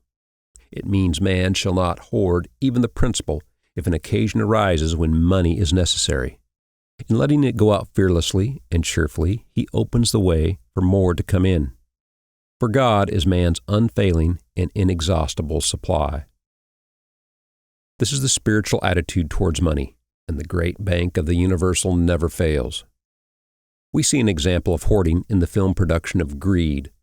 The woman won $5,000 in the lottery, but would not spend it. She hoarded and saved, let her husband suffer and starve, and eventually she scrubbed floors for a living. She loved the money itself and put it above everything, and one night she was murdered and the money taken from her. This is an example of where love of money is the root of all evil. Money in itself is good and beneficial, but used for destructive purposes, hoarded and saved, or considered more important than love, brings disease and disaster, and the loss of the money itself. Follow the path of love, and all things are added, for God is love, and God is supply. Follow the path of selfishness and greed, and the supply vanishes, or man is separated from it. For example, I knew the case of a very rich woman who hoarded her income. She rarely gave anything away, but bought and bought and bought things for herself. She was very fond of necklaces, and a friend once asked her how many she possessed. She replied, 67. She bought them and put them away carefully wrapped in tissue paper. Had she used the necklaces, it would have been quite legitimate, but she was violating the law of use. Her closets were filled with clothes she never wore and jewels which never saw the light. The woman's arms were gradually becoming paralyzed from holding on to things, and eventually she was considered incapable of looking after her affairs, and her wealth was handed over to others to manage. So man, in ignorance of the law, brings about his own destruction. All diseases, all unhappiness, come from the violation of the law of love. Man's boomerangs of hate, resentment, and criticism come back laden with sickness and sorrow. Love seems almost a lost art, but the man with a knowledge of spiritual law knows it must be regained, for without it, he has become as sounding brass and tinkling cymbals. For example, I had a student who came to me month after month to clean her consciousness of resentment. After a while, she arrived at the point where she resented only one woman, but that one woman kept her busy.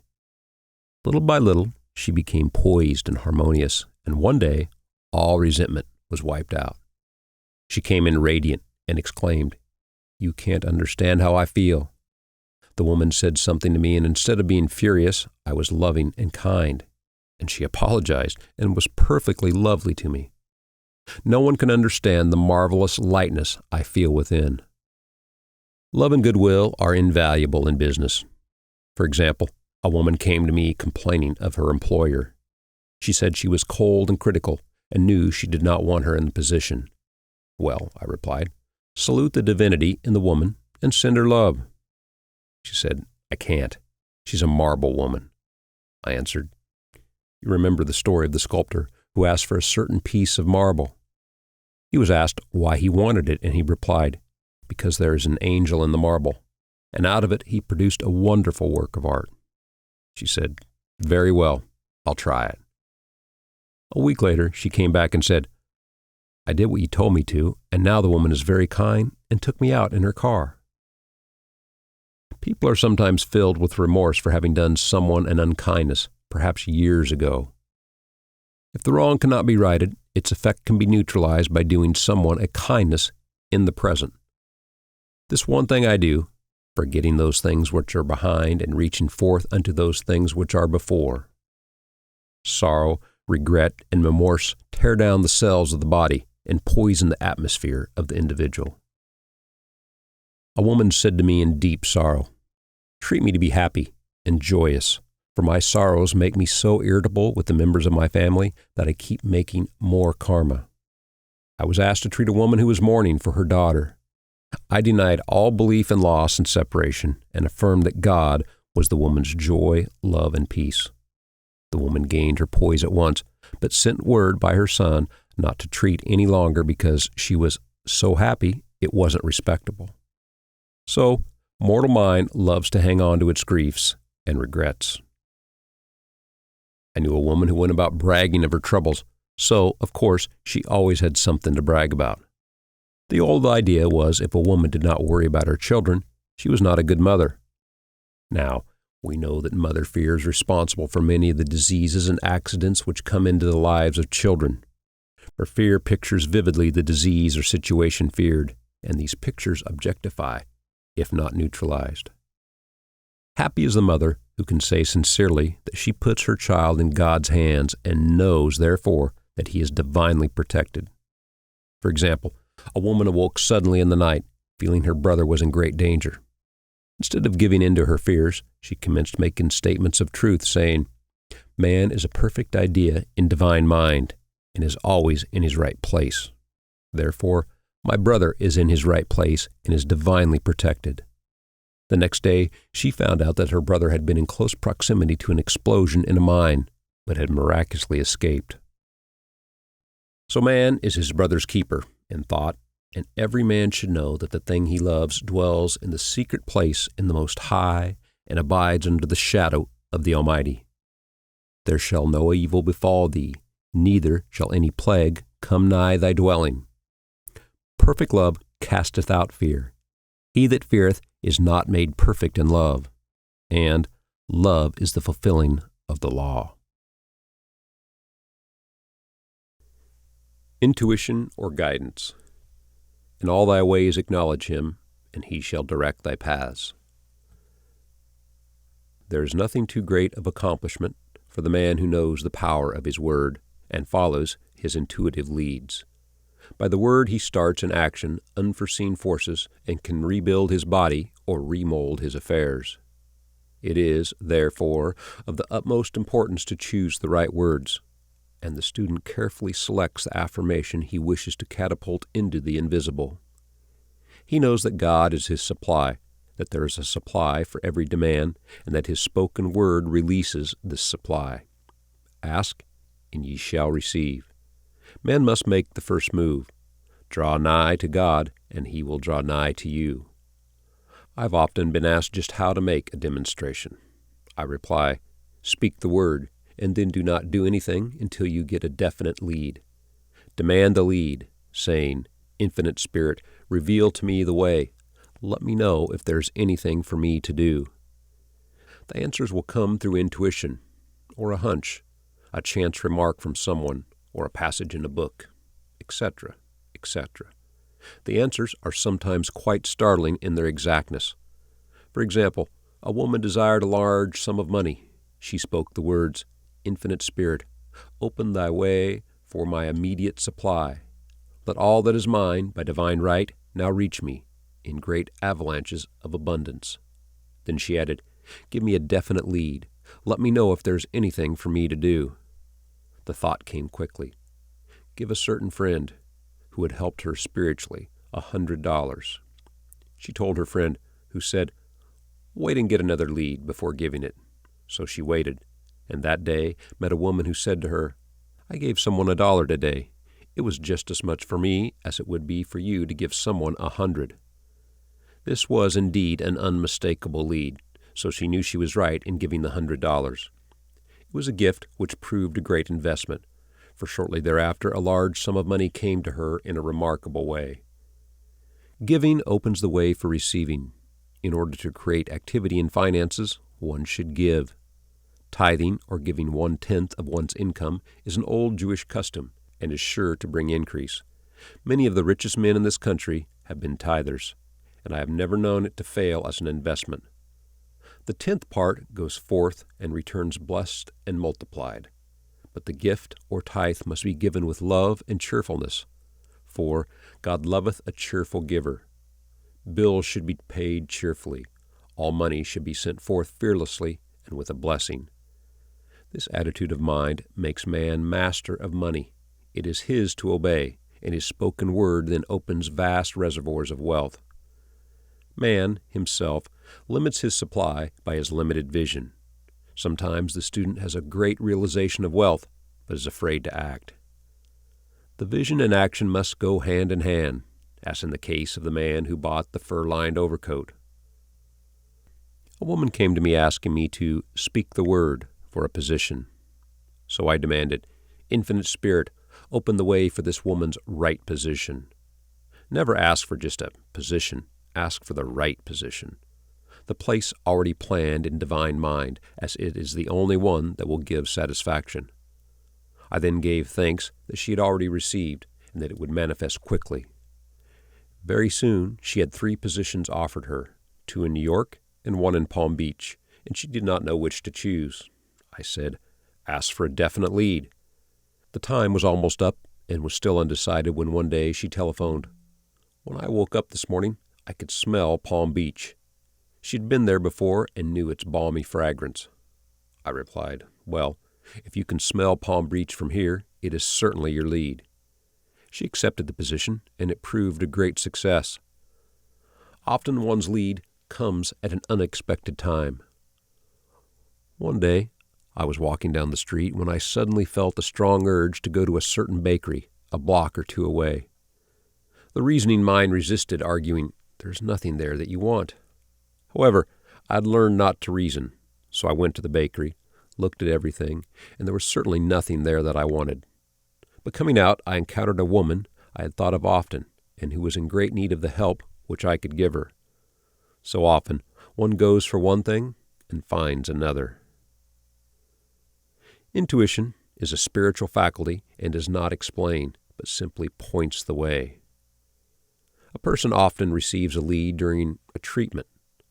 The idea that comes may seem quite irrelevant, but some of God's leadings are mysterious. In the class, one day, I was treating that each individual would receive a definite lead.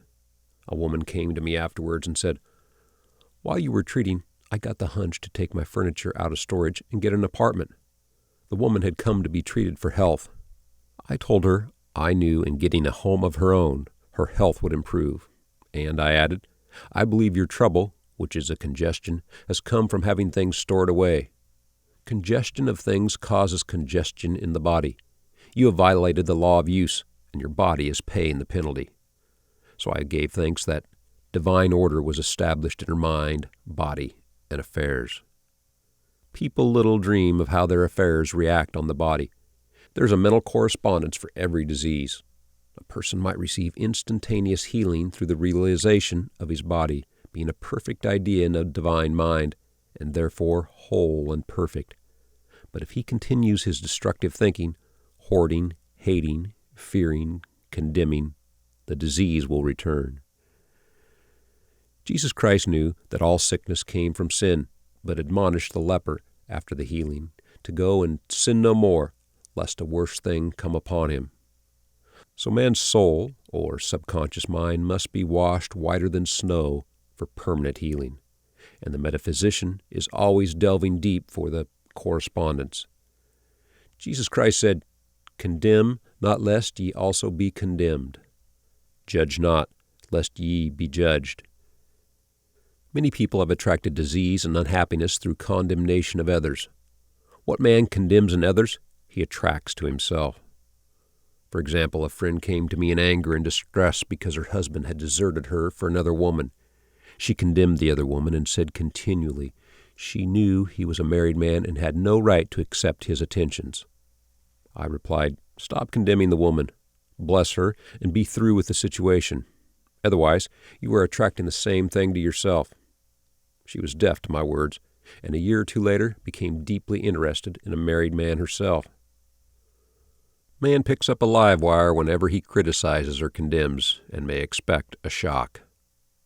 Indecision is a stumbling block in many a pathway. In order to overcome it, make the statement repeatedly, "I am always under direct inspiration. I make right decisions quickly." These words impress the subconscious, and soon one finds himself awake and alert, making his right moves without hesitation. I've found it destructive to look at the psychic plane for guidance, as it is the plane of many minds and not the one mind. As man opens his mind to subjectivity, he becomes a target for destructive forces. The psychic plane is the result of man's mortal thought and is on the plane of opposites. He may receive either good or bad messages. The science of numbers and the reading of horoscopes keep man down on the mental or mortal plane, for they deal only with the karmic path. I know of a man who should have been dead years ago, according to his horoscope, but he is alive and a leader of one of the biggest movements in this country for the uplift of humanity. It takes a very strong mind to neutralize a prophecy of evil. The student should declare, "Every false prophecy shall come to naught. Every plan my Father in heaven has not planned shall be dissolved and dissipated. The divine idea now comes to pass." However, if any good message has been given one of coming happiness or wealth, harbor and expect it, and it will manifest sooner or later through the law of expectancy. Man's will should be used to back the universal will. I will that the will of God be done. It is God's will to give every man every righteous desire of his heart, and man's will should be used to hold the perfect vision without wavering. The prodigal son said, I will arise and go to my father. It is, indeed, often an effort of the will to leave the husks and swine of mortal thinking. It is so much easier for the average person to have fear than faith. So faith is an effort of the will. As man becomes spiritually awakened, he recognizes that any external inharmony is the correspondence of mental inharmony. If he stumbles or falls, he may know he is stumbling or falling in consciousness. One day a student was walking along the street condemning someone in her thoughts. She was saying, mentally, that woman is the most disagreeable woman on earth, when suddenly 3 Boy Scouts rushed around the corner and almost knocked her over. She did not condemn the Boy Scouts, but immediately called on the law of forgiveness and saluted the divinity in the woman. Wisdom's ways are ways of pleasantness, and all her paths are peace. When one has made his demands upon the universal, he must be ready for surprises. Everything may seem to be going wrong, when in real life it is going right. For example, a woman was told that there was no loss in divine mind. Therefore, she could not lose anything which belonged to her. Anything lost would be returned, or she would receive its equivalent. Several years previously, she had lost $2,000. She had loaned the money to a relative during her lifetime, but the relative had died, leaving no mention of it in her will. The woman was resentful and angry, as she had no written statement of the transaction. She never received the money, so she determined to deny the loss and collect the $2,000 from the Bank of the Universal. She had to begin by forgiving the woman, as resentment and unforgiveness closed the doors of this wonderful bank. She made this statement, I deny loss. There is no loss in divine mind. Therefore, I cannot lose the $2,000, which belonged to me by divine right. As one door shuts, another door opens. She was living in an apartment house which was for sale, and in the lease was a clause stating that if the house was sold, the tenants would be required to move out within 90 days. Suddenly, the landlord broke the lease and raised the rent. Again, injustice was on her pathway. But this time, she was undisturbed. She blessed the landlord and said, As the rent has been raised, it means that I'll be that much richer, for God is my supply. New leases were made out for the advanced rent, but by some divine mistake, the 90 days clause had been forgotten. Soon after, the landlord had an opportunity to sell the house. On account of the mistake in the new leases, the tenants held possession for another year. The agent offered each tenant $200 if he would vacate. Several families moved. 3 remained, including the woman. A month or 2 passed, and the agent again appeared. This time he said to the woman, Will you break your lease for the sum of $1,500? It flashed upon her, Here comes the $2,000. She remembered having said to friends in the house, We will all act together if anything more is said about leaving. So her lead was to consult her friends. These friends said, Well, if they have offered you $1,500, they will certainly give $2,000. So she received a check for $2,000 for giving up the apartment. It was certainly a remarkable working of the law, and the apparent injustice was merely opening the way for her demonstration. It proved that there is no loss, and when man takes his spiritual stand, he collects all that is his from this great reservoir of good. I will restore to you the years the locusts have eaten. The locusts are the doubts, fears, resentments, and regrets of mortal thinking. These adverse thoughts alone rob man. For no man gives to himself but himself, and no man takes away from himself but himself. Man is here to prove God and to bear witness to the truth, and he can only prove God by bringing plenty out of lack and justice out of injustice. Prove me now herewith, said the Lord of hosts, if I will not open you the windows of heaven and pour out a blessing, that there shall not be enough room to receive it.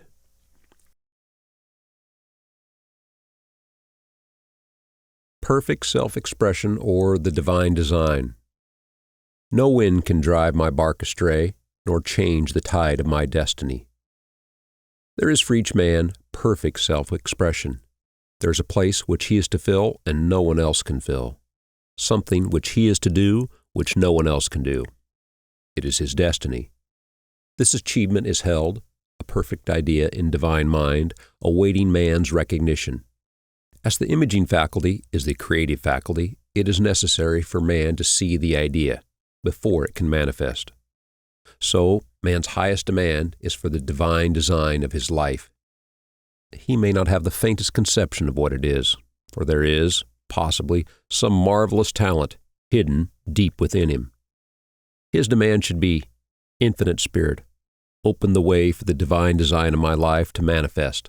Let the genius within me now be released. Let me see clearly the perfect plan.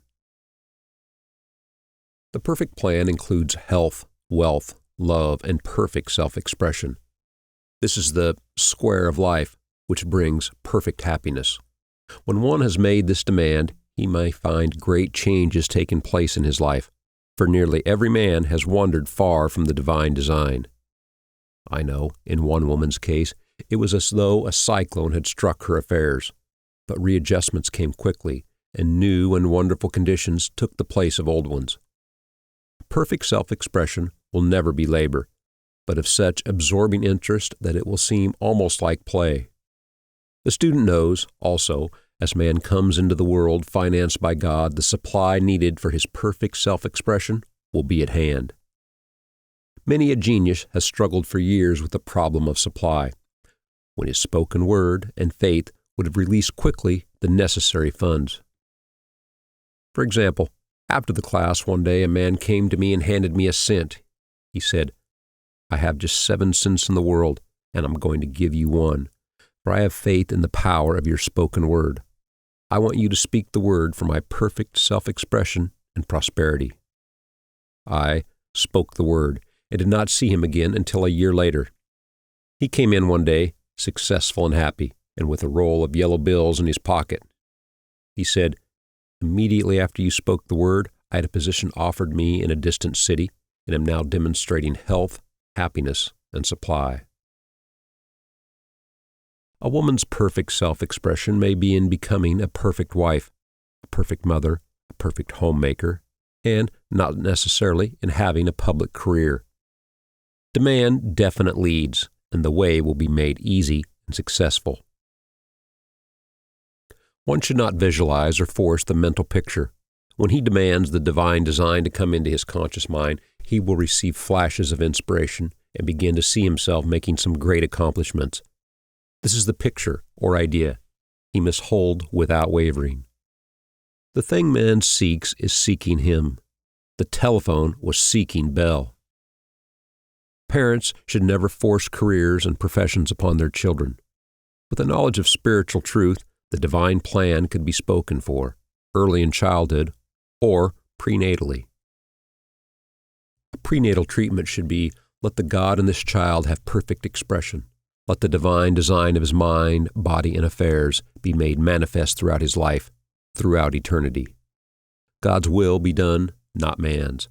God's pattern, not man's pattern, is the command we find running through all the Scriptures, and the Bible is a book dealing with the science of the mind. It is a book telling man how to release his soul, or subconscious mind, from bondage. The battles described are pictures of man waging war against mortal thoughts. A man's foes shall be they of his own household. Every man is Jehoshaphat, and every man is David, who slays Goliath, mortal thinking, and the little white stone, faith. So man must be careful that he is not the wicked and slothful servant who buried his talent. There is a terrible penalty to be paid for not using one's abilities. Often fear stands between man and his perfect self-expression. Stage fright has hampered many a genius. This may be overcome by the spoken word or treatment. The individual then loses all self-consciousness and feels simply that he is a channel for infinite intelligence to express itself through. He is under direct inspiration, fearless and confident, for he feels that it is the Father within him who does the work. A young boy came often to my class with his mother.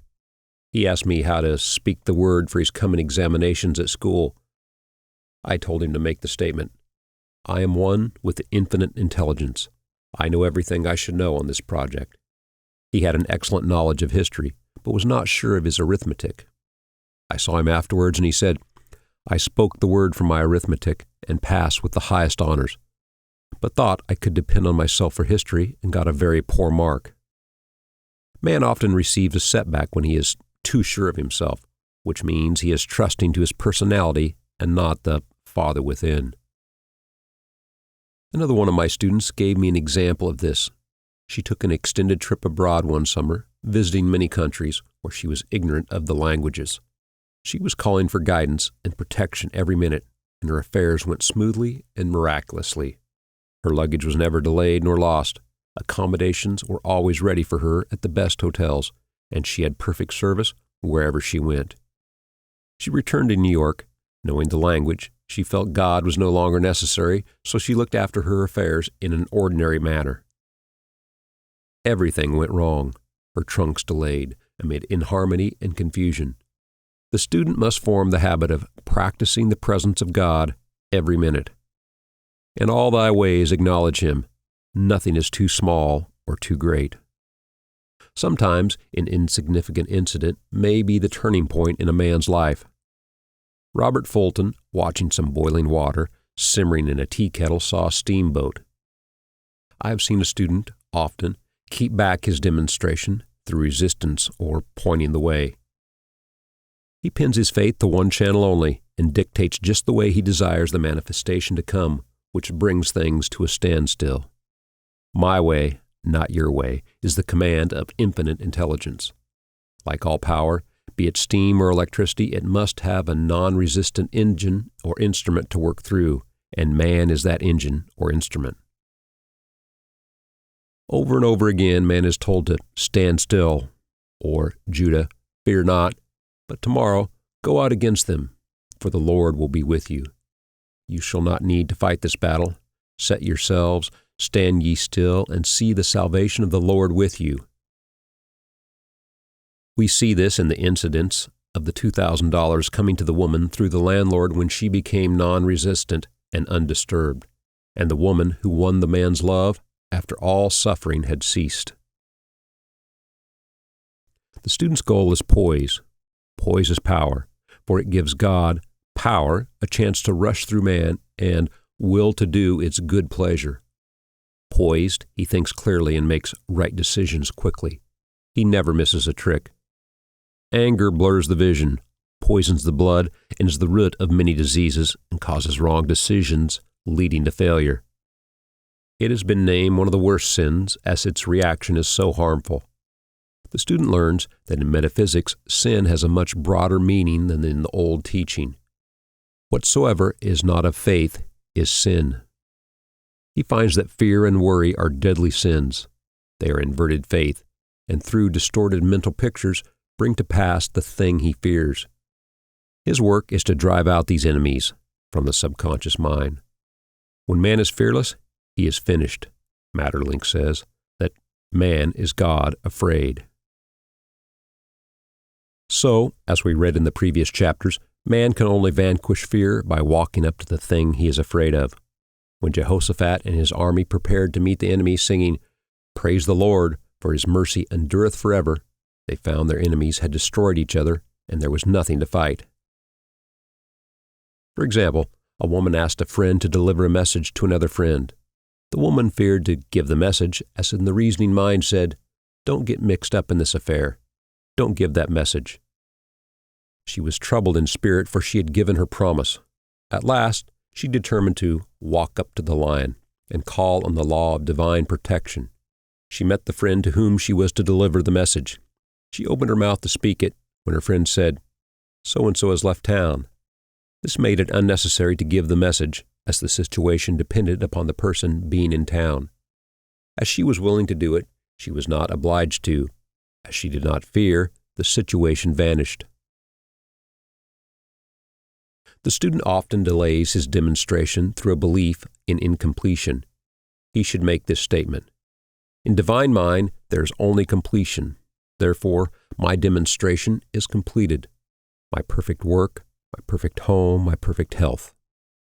Whatever he demands are perfect ideas registered in divine mind and must manifest, under grace, in a perfect way. He gives thanks that he has already received on the invisible and makes active preparation for receiving on the visible. One of my students was in need of a financial demonstration. She came to me and asked why it was not completed. I replied, "Perhaps you are in the habit of leaving things unfinished, and the subconscious has gotten into the habit of not completing. As the without, so the within." She said, "You are right. I often begin things and never finish them. I'll go home and finish something I commenced 2 weeks ago, and I know it will be symbolic of my demonstration." So she sewed assiduously, and the article was soon completed. Shortly after, the money came in a most curious manner. Her husband was paid his salary twice that month. He told the people of their mistake, and they sent word to keep it. When man asks, believing, he must receive, for God creates his own channels. I have been sometimes asked, suppose one has several talents, how is he to know which one to choose? Demand to be shown definitely. Say, "Infinite Spirit, give me a definite lead. Reveal to me my perfect self-expression. Show me which talent I am to make use of now." I've known people to suddenly enter a new line of work and be fully equipped with little or no training. So make the statement, "I am fully equipped for the divine plan of my life," and be fearless in grasping opportunities. Some people are cheerful givers, but bad receivers. They receive gifts through pride or some negative reason, thereby blocking their channels and invariably find themselves eventually with little or nothing. For example, a woman who had given away a great deal of money had a gift offered her of several $1,000s. She refused to take it, saying she did not need it. Shortly after that, her finances were tied up, and she found herself in debt for that amount. Man should receive gracefully the bread returning to him upon the water. Freely have given, freely ye shall receive. There is always the perfect balance of giving and receiving, and though man should give without thinking of returns, he violates law if he does not accept the returns which come to him, for all gifts are from God, man being merely the channel. The thought of lack should never be held over the giver. For example, when the man gave me the 1 cent, I did not say, "Poor man, he cannot afford to give me that." I saw him rich and prosperous with his supply pouring in. It was this thought which brought it. If one has been a bad receiver, he must become a good one, and take even a postage stamp, if it is given him, and open up his channels for receiving. The Lord loveth a cheerful receiver, as well as a cheerful giver. I have often been asked why one man is born rich and healthy, and another poor and sick. Where there is an effect, there is always a cause. There is no such thing as chance. The question is answered through the law of reincarnation. Man goes through many births and deaths until he knows the truth, which sets him free. He is drawn back to the earth plane through unsatisfied desire, to pay his karmic debts, or to fulfill his destiny. The man born rich and healthy has pictures in his subconscious mind, in his past life, of health and riches, and the poor and sick man of disease and poverty. Man manifests on any plane the sum total of his subconscious beliefs. However, birth and death are man-made laws, for the wages of sin is death. The Adamic fall in consciousness through the belief in 2 powers. The real man, spiritual man, is birthless and deathless. He was never born and has never died. As he was in the beginning, he is now, and never shall be. So, through the truth, man is set free from the law of karma, sin, and death, and manifests the man made in his image and likeness. Man's freedom comes through fulfilling his destiny, bringing into manifestation the divine design of his life. His Lord will say unto him, "Well done, thou good and faithful servant. Thou hast been faithful over a few things. I will make thee ruler over many things, death itself. Enter thou into the joy of thy Lord, eternal life." Denials and affirmations. Thou shalt also decree a thing, and it shall be established unto thee. All the good that is to be made manifest in man's life is already an accomplished fact in divine mind and is released through man's recognition or spoken word. So he must be careful to decree that only the divine idea be made manifest. For often he decrees, through his idle words, failure or misfortune. It is, therefore, of the utmost importance to word one's demands correctly, as stated in a previous chapter. If one desires a home, friend, position, or any other good thing, make the demand for the divine selection. For example, Infinite Spirit, open the way for my right home, my right friend, my right position. I give thanks it now manifests under grace in a perfect way. The latter part of the statement is most important. For example, I knew a woman who demanded $1,000.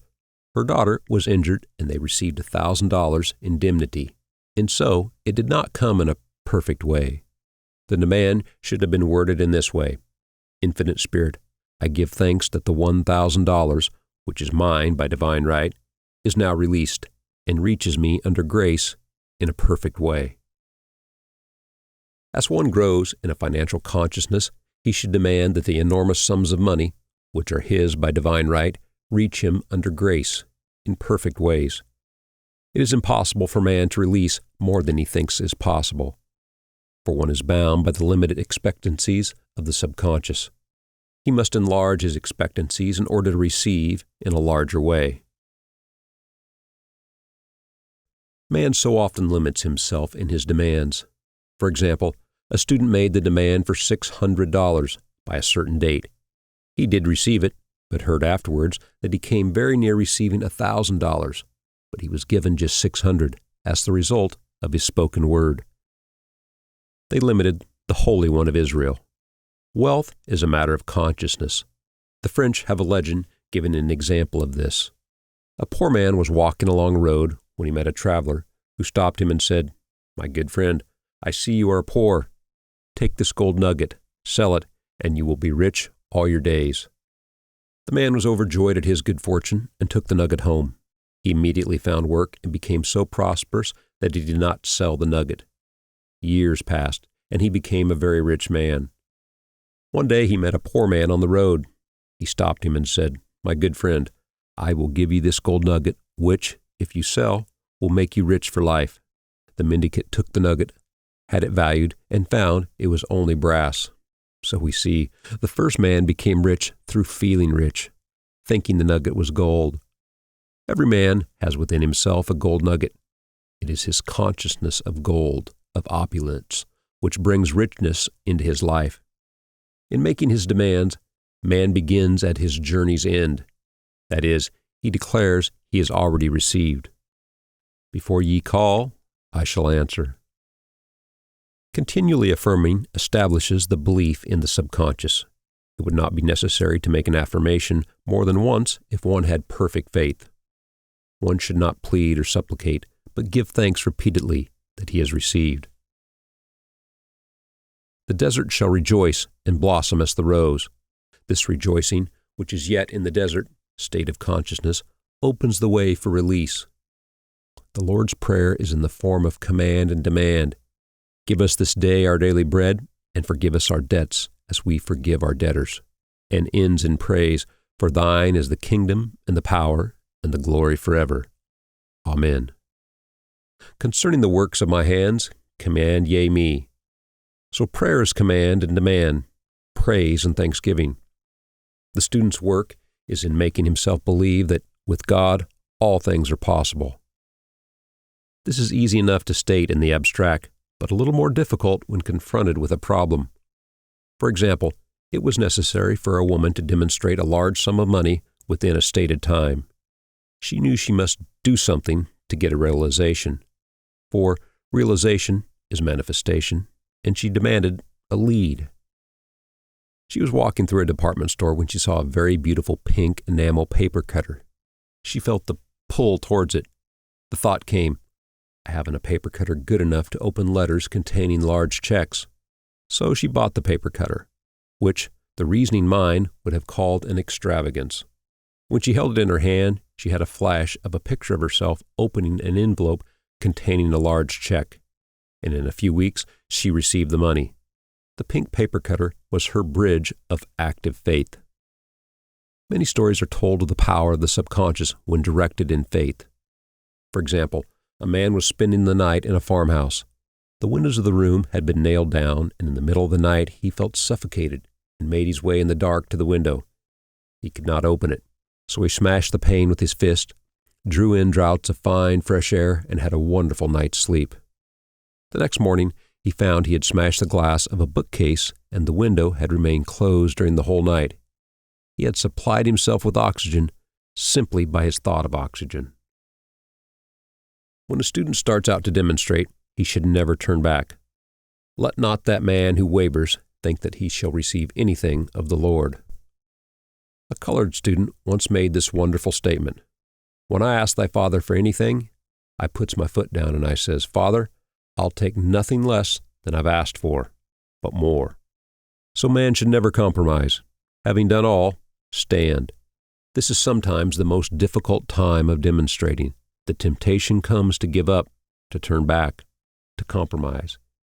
He also serves only who stands and waits. Demonstrations often come at the 11th hour because man lets go. That is, stops reasoning, and infinite intelligence has a chance to work. Man's dreary desires are answered drearily, and his impatient desires, long delayed or violently fulfilled. For example, a woman asked me why it was she was constantly losing or breaking her glasses.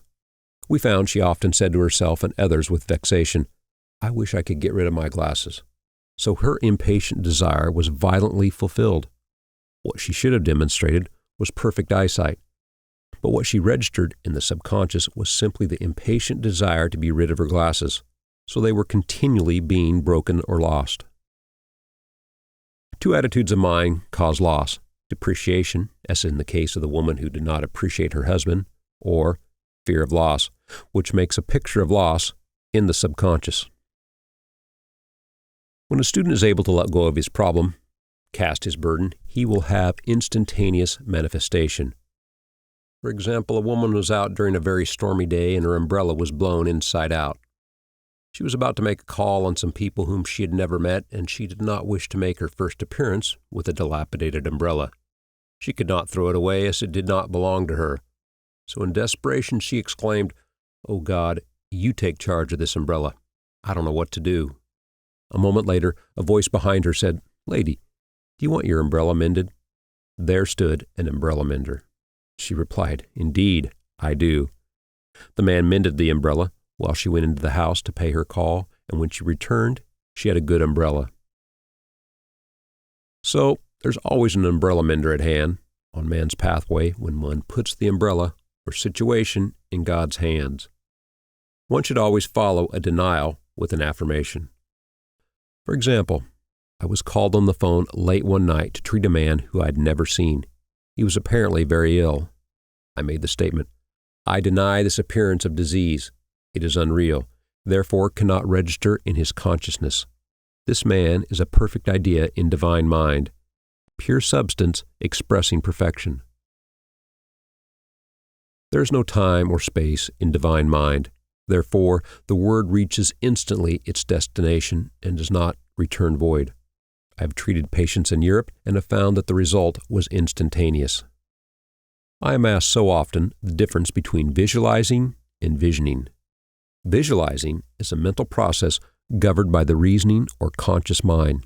Visioning is a spiritual process governed by intuition or the superconscious mind. The student should train his mind to receive these flashes of inspiration and work out the divine pictures through definite leads. When a man can say, "I desire only that which God desires for me," his false desires fade from the consciousness, and a new set of blueprints is given him by the master architect, the God within. God's plan for each man transcends the limitation of the reasoning mind and is always the square of life, containing health, wealth, love, and perfect self-expression. Many a man is building for himself, in imagination, a bungalow when he should be building a palace. If a student tries to force a demonstration through the reasoning mind, he brings it to a standstill. "I will hasten it, saith the Lord." He should act only through intuition or definite leads. Rest in the Lord and wait patiently. Trust also in Him, and He will bring it to pass. I've seen the law work in the most astonishing manner. For example, a student stated that it was necessary for her to have $100 by the following day. It was a debt of vital importance which had to be met. I spoke the word, declaring Spirit was never too late and that the supply was at hand. That evening she phoned me of the miracle. She said that the thought came to her to go to her safe deposit box at the bank to examine some papers. She looked over the papers, and at the bottom of the box was a new $100 bill. She was astounded, and she said she knew she had never put it there, for she had gone through the papers many times. It may have been a materialization, as Jesus Christ materialized the loaves and fishes. Man will reach the stage where His Word is made flesh, or materialized, instantly. The fields, ripe with the harvest, will manifest immediately, as in all the miracles of Jesus Christ. There is a tremendous power alone in the name Jesus Christ. It stands for truth made manifest. He said, "Whatever ye ask the Father in my name, He will give it to you." The power of this name raises the student into the fourth dimension, where he is freed from all astral and psychic influences, and he becomes unconditioned and absolute, as God Himself is unconditioned and absolute. I've seen many healings accomplished by using the words, "in the name of Jesus Christ." Christ was both person and principle, and the Christ within each man is his Redeemer and salvation. The Christ within is his own fourth-dimensional self, the man made in God's image and likeness. This is the self which has never failed, never known sickness or sorrow, was never born, and has never died. It is the resurrection and the life of each man. "No man cometh to the Father, save by the Son," means that God, the universal, working on the place of the particular, becomes the Christ in man, and the Holy Ghost means God in action. So daily, man is manifesting the Trinity of the Father, Son, and Holy Ghost. Man should make an art of thinking. The master thinker is an artist and is careful to paint only the divine designs upon the canvas of his mind, and he paints these pictures with masterly strokes of power and decision, having perfect faith that there is no power to mar their perfection, and that they shall manifest in this life the ideal made real. All power is given man, through right thinking, to bring his heaven upon his earth, and this is the goal of the game of life. The simple rules are fearless faith, non-resistance, and love. May each reader now be freed from that thing which has held him in bondage through the ages, standing between him and his own, and know the truth which makes him free, free to fulfill his destiny, to bring into manifestation the divine design of his life: health, wealth, love, and perfect self-expression. Be ye transformed by the renewing of your mind.